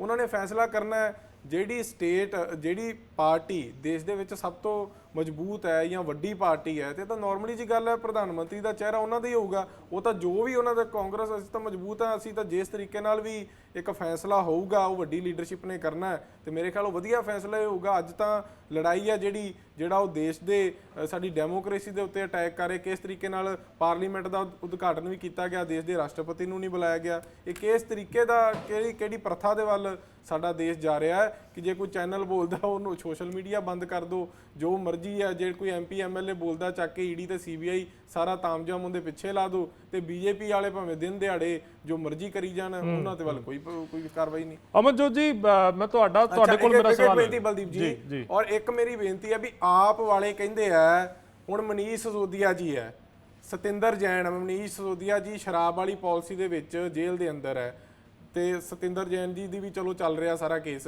ਮੇਰੀ ਬੇਨਤੀ ਹੈ ਵੀ ਜੇ BJP ਉੱਥੇ ਗਲਤ ਹੈ ਫਿਰ ਮੰਨੋ ਇੱਥੇ ਵਿਜੀਲੈਂਸ ਦੀ ਵੀ ਦੁਰਵਰਤੋਂ ਹੋ ਰਹੀ ਹੈ, ਫਿਰ ਪੰਜਾਬ ਵਿਜੀਲੈਂਸ ਦੀ ਦੁਰਵਰਤੋਂ ਆਮ ਆਦਮੀ ਪਾਰਟੀ ਦੀ ਸਰਕਾਰ ਨਹੀਂ ਕਰ ਰਹੀ, ਚਲੋ ਠੀਕ ਹੈ ਅਸੀਂ ਮੰਨਦੇ ਸਹੀ ਵੀ ਕਰਦੇ ਹੋਵੋਗੇ, ਫਿਰ ਉਹ ਵੀ ਮੰਨੋ ਕਿ ਜਿਹੜੇ ਤੁਹਾਡੇ ਲੀਡਰਾਂ ਤੇ CBI ਦੀ ਕਾਰਵਾਈ ਹੋਈ ਰਹੀ ਹੈ, ED ਦੀ ਕਾਰਵਾਈ ਹੋਈ ਹੈ, ਔਰ ਸਹੀ ਫਿਰ ਚੀਕਾਂ ਕਿਉਂ ਮਾਰਦੇ, ਫਿਰ ਬਰਾਬਰੀ ਗੱਲ ਹੈ। ਠੀਕ ਹੈ ਅਮਨਜੋਤ ਜੀ, BJP ਦੇ ਨਾਲ ਵੀ ਅਲਾਈਅੰਸ ਕਾਫੀ ਪਾਰਟੀਆਂ ਦਾ ਰਿਹਾ ਹੈ, ਚਾਹੇ ਉਹ ਅਕਾਲੀ ਦਲ ਦੀ ਆਪਾਂ ਗੱਲ ਕਰ ਲਈਏ, ਮਹਾਰਾਸ਼ਟਰ ਦੇ ਵਿੱਚ ਆਪਾਂ ਸ਼ਿਵ ਸੈਨਾ ਦੀ ਗੱਲ ਕਰ ਲਈਏ, ਪਰ ਅੱਜ ਉਹ ਪਾਰਟੀਆਂ BJP ਦੇ ਨਾਲ ਨਜ਼ਰ ਨਹੀਂ ਆਉਂਦੀਆਂ। ਕੀ ਇਹਦਾ ਕਾਰਨ ਹੈ? ਕਿਉਂਕਿ ਵਿਰੋਧੀ ਧਿਰ ਜਾਂ ਕਾਂਗਰਸ ਜਾਂ ਅਕਾਲੀ ਦਲ ਵੀ ਕਿਸੇ ਟਾਈਮ ਤੇ ਇਹ ਗੱਲ ਕਹਿੰਦੇ ਰਹੇ ਨੇ ਉਹਨਾਂ ਦੇ ਆਗੂ ਕਿ ਪਹਿਲਾਂ ਵਾਲਾ ਜਿਹੜੀ BJP ਹੈ ਉਹ ਨਹੀਂ ਰਹੀ ਹੈਗੀ ਜਾਂ ਹੰਕਾਰੀ ਹੋ ਗਈ ਹੈ। ਦੇਖੋ, ਇਹ ਤਾਂ ਕਹਿਣ ਦੀ ਗੱਲ ਹੈ, ਸਮੇਂ ਦੇ ਨਾਲ ਵਕਤ ਦੇ ਨਾਲ ਚੀਜ਼ਾਂ ਬਦਲ ਜਾਂਦੀਆਂ, ਪਰ ਫੈਕਟ ਵੀ ਹੈ ਨਾ ਕਿ ਕਾਫੀ ਪਾਰਟੀਆਂ ਅੱਡ ਹੋਈਆਂ ਨੇ।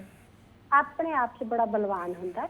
ਜਦੋਂ BJP ਕਮਜ਼ੋਰ ਸੀ ਉਹਨੂੰ ਜ਼ਰੂਰਤ ਸੀ ਦੂਜਿਆਂ ਦੀ, ਹੁਣ ਇਹਨੇ ਥੋੜਾ ਵੀ ਤੁਸੀਂ 17 ਸੀਟਾਂ ਸਾਨੂੰ ਦਿਓਗੇ ਤੇ ਮੁੱਖ ਮੰਤਰੀ ਹਰ ਵਾਰੀ ਆਪ ਦਾ ਬਣਾਓਗੇ, ਇਹ ਵੀ ਨਹੀਂ ਨਾ ਚੱਲ ਸਕਦਾ। ਅਸੀਂ ਦੇਸ਼ ਤੇ ਰਾਜ ਕਰਦੇ ਆ, ਸੇਵਾ ਕਰਦੇ ਆ, ਜੋ ਵੀ ਆ ਪਾਵਰ ਚ ਸੱਤਾਧਾਰੀ ਹੈ, ਇਹ ਮੇਰਾ ਸ਼ਾਇਦ ਸਹੀ ਸ਼ਬਦ ਆ, ਦੇਸ਼ ਤੇ ਸੱਤਾਧਾਰੀ ਪਾਰਟੀ ਆ ਔਰ ਉਹਨੂੰ ਤੁਸੀਂ 17 ਸੀਟਾਂ ਤੇ ਸਿਮਟਤਾ ਨਹੀਂ ਕਿਸੇ ਨੇ। ਹਾਂ, ਜਿਹੜਾ ਅਲਾਇੰਸਸ ਹੈ ਇਹ ਮੇਰਾ ਤੇ ਸਰਦਾਰ ਰਣਬੀਰ ਸਿੰਘ ਦੇ ਬਸ ਚ ਨਹੀਂ ਹੈ, ਇਹ ਉੱਪਰੋਂ ਹੋਣਾ।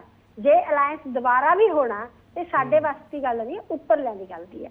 ਪਰ ਮੈਂ ਥੋੜੀ ਜਿਹੀ ਜਵਾਬ ਦੇਣਾ ਚਾਹੁੰਦੀ ਹਾਂ ਕਿ ਇਹਦੇ ਹੋ ਜਾਂਦਾ ਕਈ ਵਾਰੀ, ਤੁਹਾਡੇ ਸਵਾਲ ਦਾ ਜਵਾਬ ਆ ਕਿ ਪਾਰਟੀ ਦਾ ਅਲਾਇੰਸ ਹੋਇਆ ਫਿਰ ਬਾਅਦ ਵਿੱਚ ਮਨ ਬਟਾਪਾ ਆ ਗਿਆ, ਕੋਈ ਗੱਲ ਨਹੀਂ, ਜੇ ਅੱਜ ਆਪੋਜੀਸ਼ਨ 'ਚ ਬੈਠਣਾ ਚਾਹੁੰਦੇ ਸਾਨੂੰ ਕੋਈ ਇਤਰਾਜ਼ ਨਹੀਂ ਹੈ। ਪਰ ਦੂਜੀ ਗੱਲ ਇਹ ਆ ਕਿ ਹੁਣ ਜਿਵੇਂ ਰੂਬੀ ਗਿੱਲ ਜੀ ਤੇ ਪਾਸੀ ਸਾਹਿਬ ਆਪਸ 'ਚ ਲੜ ਰਹੇ ਆ, ਮਿਹਣੋ ਮਿਹਣੀ ਹੋ ਰਹੇ, ਤੁਸੀਂ ਮੈਨੂੰ ਦੱਸ ਦਿਓ ਇਹ ਅਲਾਇੰਸ ਕਿੰਨੇ ਕਦਮ ਚੱਲੂਗਾ, ਕਿੰਨੇ ਕੁ ਕਦਮ ਚੱਲ ਪਾਊਗਾ।